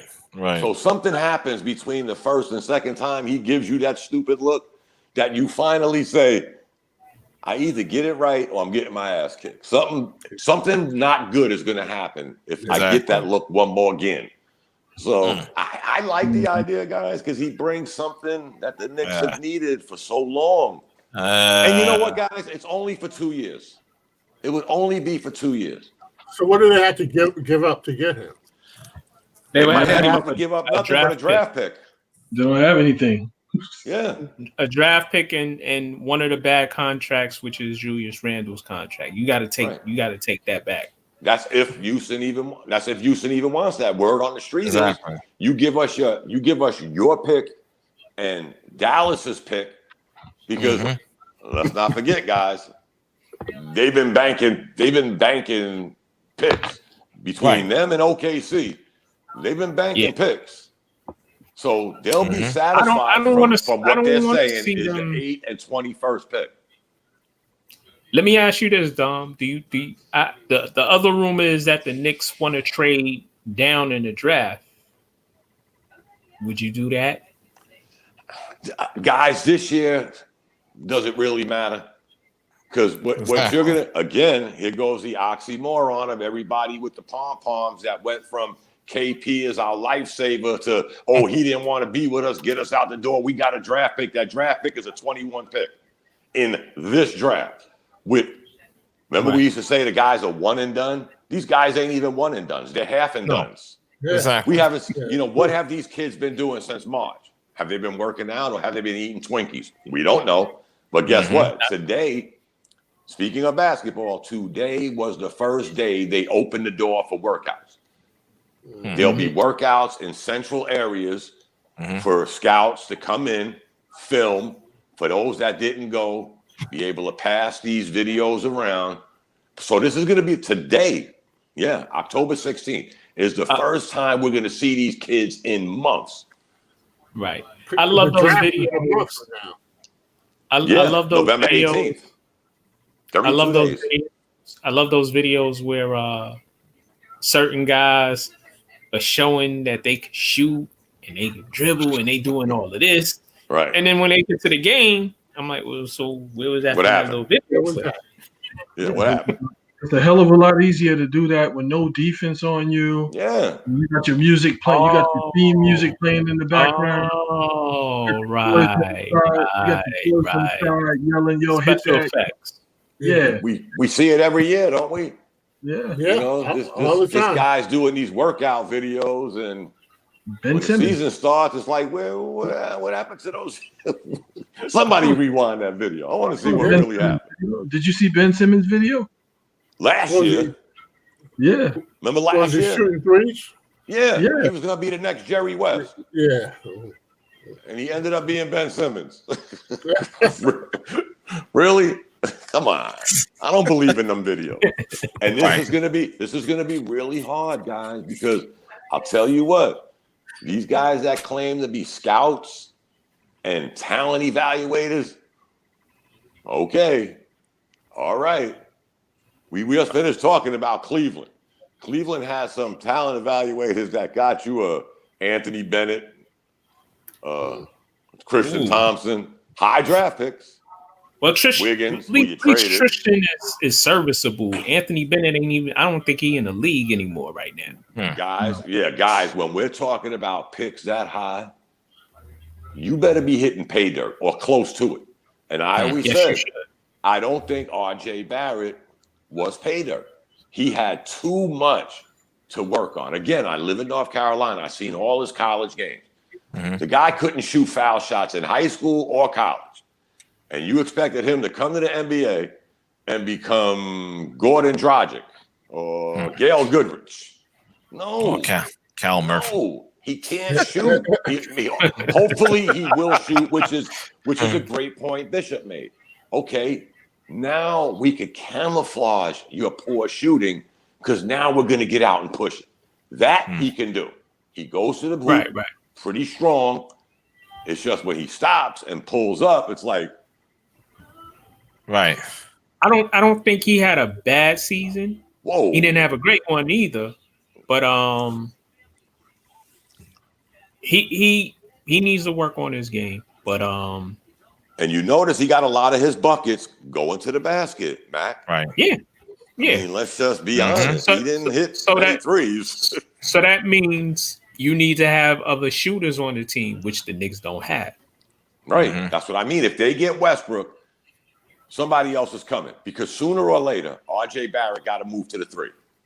You cannot have a two guard that can't shoot from 15 feet. If you believe that shit, see the Philadelphia 76ers. Well, you know what? But Jimmy Butler didn't shoot a lot of threes in this series. He doesn't shoot a lot of threes. I'm sorry. Let's take away three. Barrett can't shoot from 15 feet. Damn. If he ain't going to the basket, guys. Dang. But Miami's offense was a motion offense, so predicated with 3-point shooters. 3-point shooters, but they didn't live or die with that because they still were able to, like Bam was shooting the mid range, Jimmy's shooting the mid range, so they still able. You know what, Bishop? They played modern basketball, but they also got to the basket, which they mixed it up. Right. And they shoot threes well enough, and they have 3-point shooters. Right. But they try to get to the hole, and like you said, their offense is a motion offense. But Barrett, the key is, Mark. You said they have 3-point shooters. Right. Knicks can't say that. No, they don't. They can't Barrett say ain't one of them. When they can't say it. No. We got to start from the foul line with R.J. Barrett. We can't even be thinking beyond 15 feet. We got to start at the foul line with this kid. That's how much work he needs. Nothing against this young man. Trust me, nothing against him. Well, he just has a lot of work to be a third pick. Let me just say this. Number 3 pick, excuse me. Let me just say this to you guys. Do it for Jack. He said he feels that he's not on the right team to improve his game. He's right. Yeah. I'd say he's right. Yeah, he's definitely correct. Well, where would he fit in? Where would he fit in today's NBA? With all this shooting, definitely not on the Knicks. But where would he fit in, guys? I like the comment, but in today's NBA, where it's a perimeter shooting game, where would he fit in? He actually got over like a fat rat playing for the Knicks because he was able to go to the basket. What team would he fit into on today's NBA? In today's NBA? Brooklyn. Do they have shooters? Yes. Joe Harris. Okay, check that box. But then again, what's he going to be on the Nets that he's not on the Knicks? He wouldn't be a starter. Expect him to shoot. He's a starter on the Knicks. Right. He wouldn't be a starter on the Nets. Oh, okay. And, probably not, Mac. He would be that guy. Yo, go play some defense. Get some buckets in transition, but we not running the offense through you. He wouldn't get a lot of shots playing with that. And I find that to be bad because when you say things like we're saying, we're only going by what he did. Right. You know, we're Knicks fans. Well, I am. It's not like I'm bashing this guy because I have nothing else to do on a Friday at 11:15. It is what it is. You've seen what you've seen. And again, I seen him his whole year at Duke. He couldn't shoot at Duke, but he was fortunate. He had good shooters. He had Zion. So he was able to fall into that, hey, we're going to push it like the Knicks tried to do it, and we're going to push it. We're not going to depend on this kid to shoot 20-footers, three-pointers. Where were the Knicks pushing it to? They lack exactly. No, they had three dysfunctional point guards. Yeah. Frank Ntilikina was the best point guard that they had because you got Alfred Payton, and then you got Smith Jr. No, Payton was the better point guard this year. Once he got healthy, he was a better point guard. Payton's missing layups. I watched all them games. It's like, yo, he driving to the basket, missing layups. He had a couple of good games. Yeah, he had a couple of good games where he had some steals, and it was against like a subpar team. They're all are backups. Plenty of games. Like, yo, the teams are like moving off of him and forcing him to shoot, and he pulling the Ntilikina where he won't shoot it. And then Dennis Smith Jr., I don't know what was going on with him. Like he gave everybody all of this like grand talk about how he's working on his mechanics and this and that and blah, blah. And then you come in and the starting point guard job is yours to lose. Mm-hmm. It's yours to lose. And Alfred Payton winds up starting over you. That, guys, and I don't say this geographically, but I've watched Dennis Smith from high school. I used to go to his game right here in Fayetteville. Watched him in NC State. Watched him in Dallas. I just find it hard, guys, to believe, other than the Nick Jinx or whatever, that somebody could fall that fast. That fast. I mean, We're not even talking 3-4 years. We're talking a year and a half. This guy went from, a 15 point, 6 assist guy, first player in Knick history, his first 2 games to average 20 and 10 ever, any Knick. And from there, I got to take my biased hat off. Because when the Knicks when his stepmother died, I'm at the mall in Fayetteville. Mm-hmm. And I see this guy come out. And I'm like, Dennis Smith.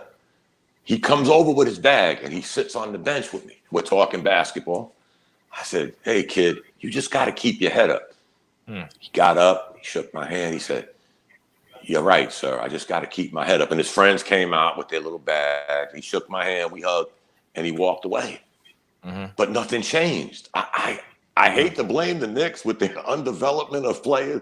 But honestly, guys, other than me being a little biased, I've never seen anybody fall this fast. It's like you don't even recognize this kid no more. It's sad. Like you said, we had no adults in the room last year. Yeah. We had no adults the previous year. But these guys are not trying to find a cure to the pandemic. And Mary J. Blige is not that good at power. They're playing basketball, so it's kind of like this is something that you've been doing all your life at a high level to the point where you are one of 450 players. So it doesn't require. It just requires you to take some pride in your game It requires you to show some dedication to your craft. It's not about the adults in the room or whatever, because it's like But Bishop, if we got 3-point guards who can't shoot, and we signed all 3-point guards, and we all know they can't shoot, who's that on? Yeah, but my thing is, as the player, I'm just saying, as the player, I'm looking at what my competition is, and I'm like, neither one of these guys can see me. So at this point, I'm getting 30, 35 minutes a night, and somebody is my backup. You had that opportunity in front of you. That's what you were craving when you were in Dallas. That's what you were craving when you were in Dallas. I could be a number 1 or number 2 option. Well, number 2 option on this team. So that's what you were craving in Dallas, and you get the stage set for you here. And it's like, again, I'm not saying that, okay, things that happen off the court can't impact your life in some way, shape, or form.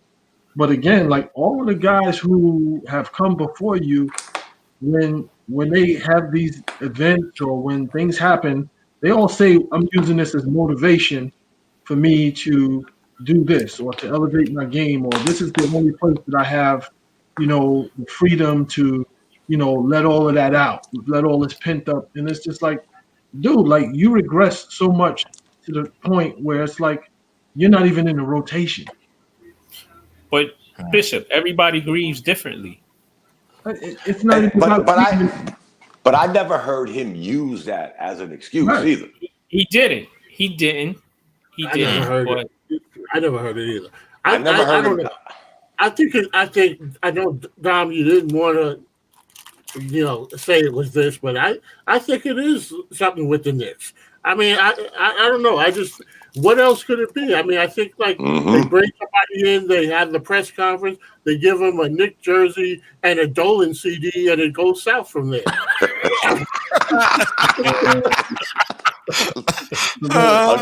Again, look at his numbers his rookie year, part of his second year, and his beginning stint with the Knicks. And then all of a sudden, I'm not saying it can't happen, Bishop. I just find it kind of strange that, and then again, you look at the carousel that the Knicks don't know who they want to play point guard. How the hell would a point guard know if he's going to play point guard? Yeah, but the stats that he got in Dallas, forget all of that. Because you're playing out west. It's a running gun. They ain't really playing any defense like that.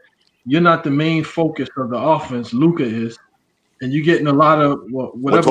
We're talking pre-Luka. His rookie year, there was no Luka. But I'm just saying, but you weren't the focus. And it's like you're not even – you may be a whiteboard mention at the third thing on the whiteboard to say, hey, we got to make sure that we stop this dude. Because if we don't, he'll be the guy that'll drop 30 on us because he's just that good. So you might be that third option on the whiteboard when the coaches are giving the pregame talk.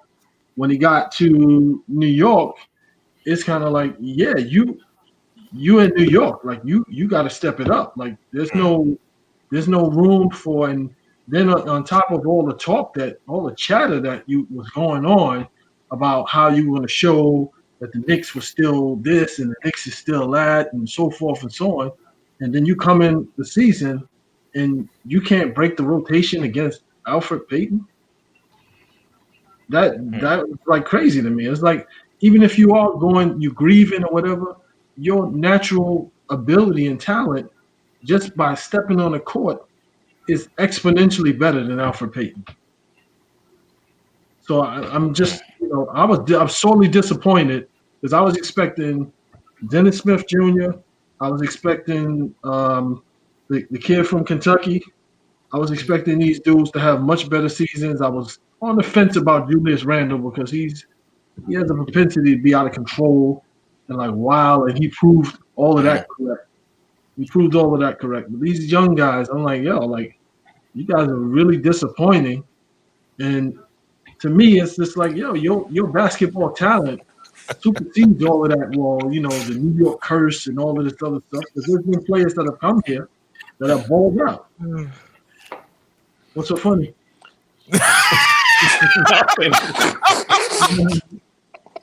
No, I'm sorry. It's nothing you can just saying, brother. Trust me. Don't. Yeah, it ain't nothing against you. It ain't nothing against you, man. I just saw something that made me laugh. I'm sorry, man. Why you do what I do to you to him? Why you do that? Cut him off. No, he was flowing, man. He was flowing. He cut his whole flow. He can still keep flowing. Listen, no. I'm sorry. I apologize. Ruin the moment. You ruined the moment. What you said? You said you're sorry? Nah, Pops is wilding right now. I apologize, man. Listen, I'm gonna let y'all keep flowing. I gotta break out. You know what I'm saying? But I'm gonna let y'all keep flowing.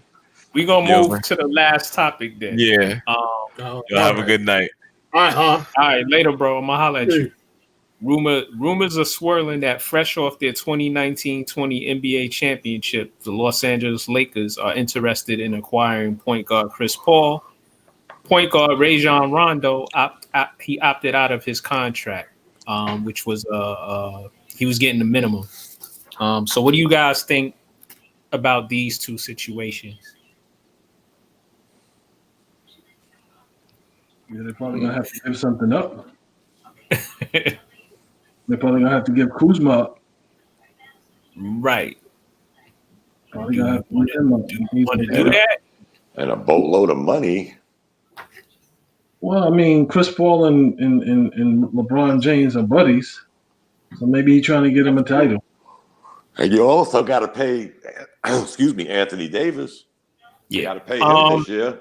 The Lakers next year will have $30 million under the cap. They got a couple of people who are free agents. Well, Chris Paul takes up 38 of that million. Me personally, just saying that he's too pricey. Stay in OKC, man. Costs too much. He should go to Milwaukee or Philly. Milwaukee would be ideal. I think Milwaukee would be ideal, but again, Philly. I don't know if he would fit in Philly because it's just like, they need a point guard. They do need a point guard, but I don't know if he would fit in. I think it would be too much of a culture shock for Embiid. He's still with right. Plus, I don't know if he got along with Doc at the end because Doc is the coach now. Right. That's true. I don't know. I know Rondo is opting out. What are other point guard options? Who's there? What other options are out there? You think Caruso is still there? I think he might be a free agent also. But Rondo is opting out because he took a massive pay cut. Yeah. I mean, so it would behoove him to opt out. He's 34 years old, 35. So this will be his last contract. So I think he will want to make a little bit more than 2.8 he got last year. Yeah, I don't know. I don't know about Chris Paul. Chris Paul is exceptional point guard, but I don't know. I've never been enamored with him. Something about Chris Paul has just been missing for me. I mean, as no doubt, he's a very good point guard, but his game, something about him just doesn't do it for me, and I don't know what it is. And I can't explain it, but he doesn't excite me as an option. It just doesn't excite me. He's a 15-10 guy. He's a 15-10 guy. If you get him on Milwaukee with the type of personnel that they got, that means Giannis doesn't get all that wear and tear. That means Chris Middleton gets an opportunity to be the half-court stud that he is. Right. The stud that he is. And you get some of them other guys who, what's their two guards' name? They got them the jumping, the white guy that jumps out the gym. And don't know who they two. What's the name? The one from Dallas. The kid from Dallas. One shoots Eric three. Gordon? No. What's his name? He played with Dallas. Matthews. Yeah. Wesley Matthews. No, it's another guard also. I'll tell you in a second. Y'all keep talking. Yeah, there's another guy. They just need like a floor general. I can see him there. I don't see him with the Lakers. I don't know, for some reason. It doesn't excite me like that. Oh, it's Eric Bledsoe. Bledsoe, yeah. Get rid of him. Get rid of him. Yeah. Get rid of him. And he's pricey. Get rid of him. How is he? He's Chris Paul is more than him. So you can get rid of that $20 million. Yeah, you can get rid of that contract. You can ship him with something else and ship him to OKC. Because he's definitely the wrong guard for that team. He's definitely the wrong guard for that team. Yeah. Right. But with Chris, do y'all think Chris Paul would succeed if the rumor is true and somehow the Lakers could make the deal to get him? Would he fit in with AD and LeBron? Absolutely. Oh, absolutely. I think he would. Again, he doesn't excite me, but not to take anything away from him, I think he would succeed just given the fact that he's there playing with LeBron. You know, I mean, everybody, they all succeeded playing with LeBron, so I don't think, you know. That's 15 to 18 points and 10 assists a night. Yeah. In addition to the assist that LeBron is, that would be like the easiest transition, because it's like everything is already there. Yeah. Mm-hmm. Everything is already there. Right. They just would have to give up Kuzma. They just probably would have to give up Kuzma. I don't have a problem with that. Else. And it's like, okay, well, I mean, Kuzma, to me, it's like I expected him to do much better this playoffs because there's no pressure on him. You could just come in and get buckets. There was really no pressure on you. Some games he played okay, and then other games he disappeared. Yeah, he played like garbage. I'm like, a couple of times they hit him on the baseline for the corner threes. He's shooting off the side of the backboard, shooting air balls. I'm just like, you know what? He's more of a slasher than he is a 3-point shooter, and the paint is occupied with LeBron and AD, so he doesn't get to do that as much, and they stick him out there in three land. And I would have an issue with them giving up Kuzma. I don't think Kuzma has been the same. You know, he couldn't get peroxide in the bubble.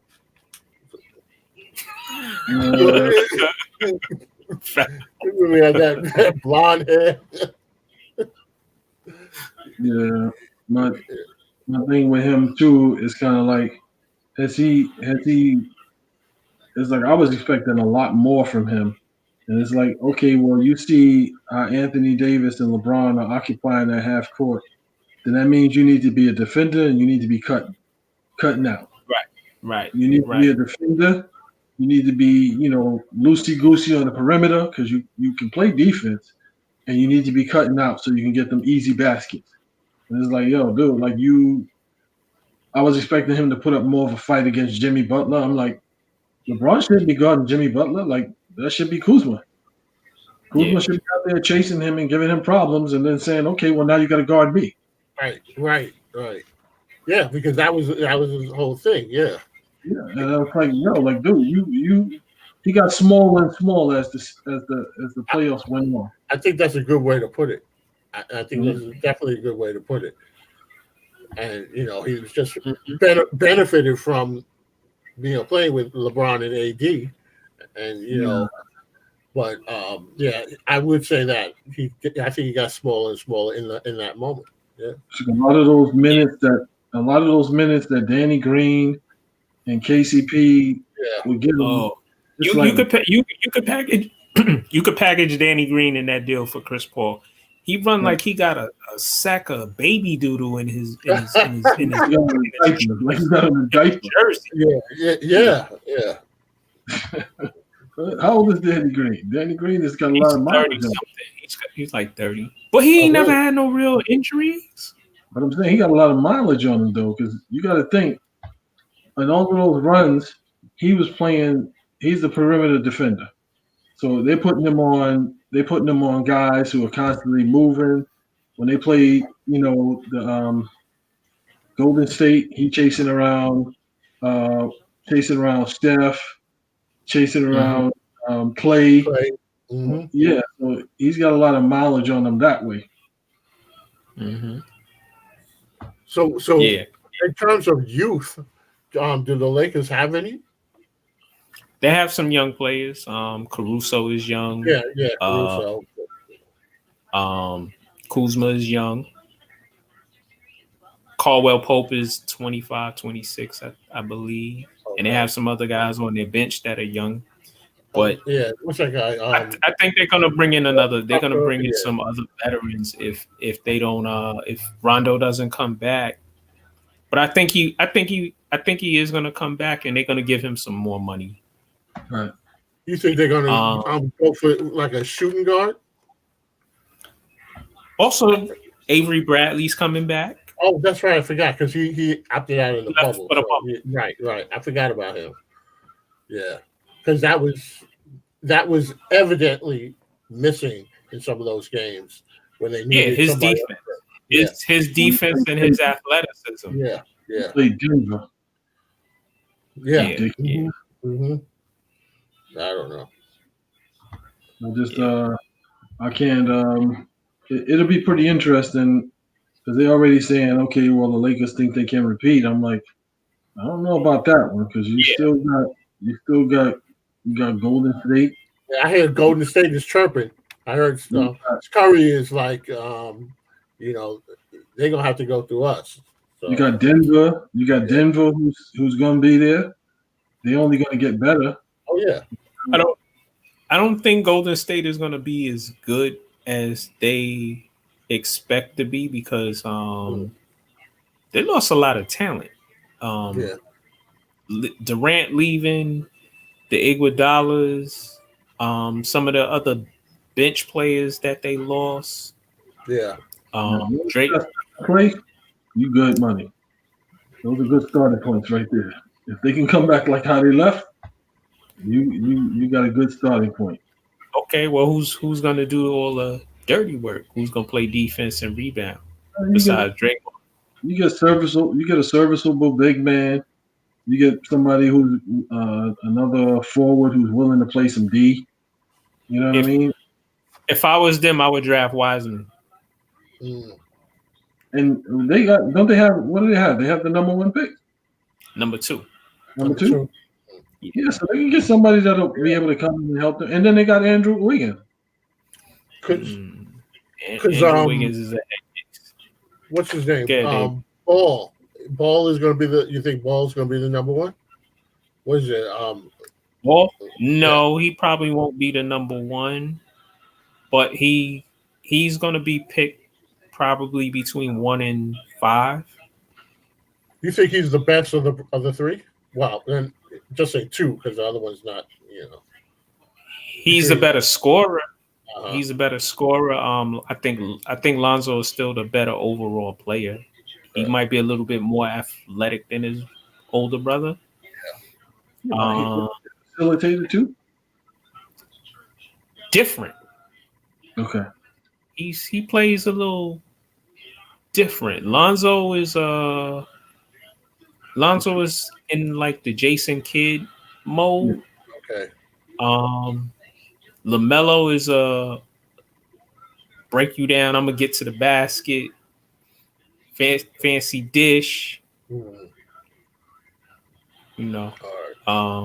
He just signed a deal with Puma. With Puma? Like 6? How tall is he? What is he, like 6'5"? He's 6'6", 6'7". Oh, wow.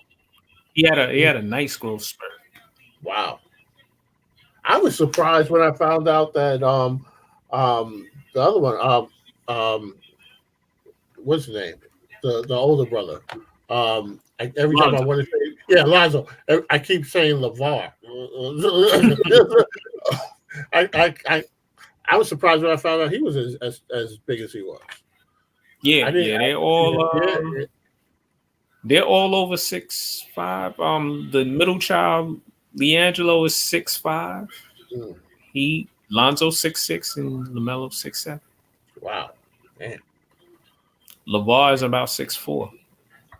Yeah, whoever gets that Pelican job is they're gonna have a lot of fun. Yeah. Oh yeah. I heard Jason Kidd is getting an interview with them.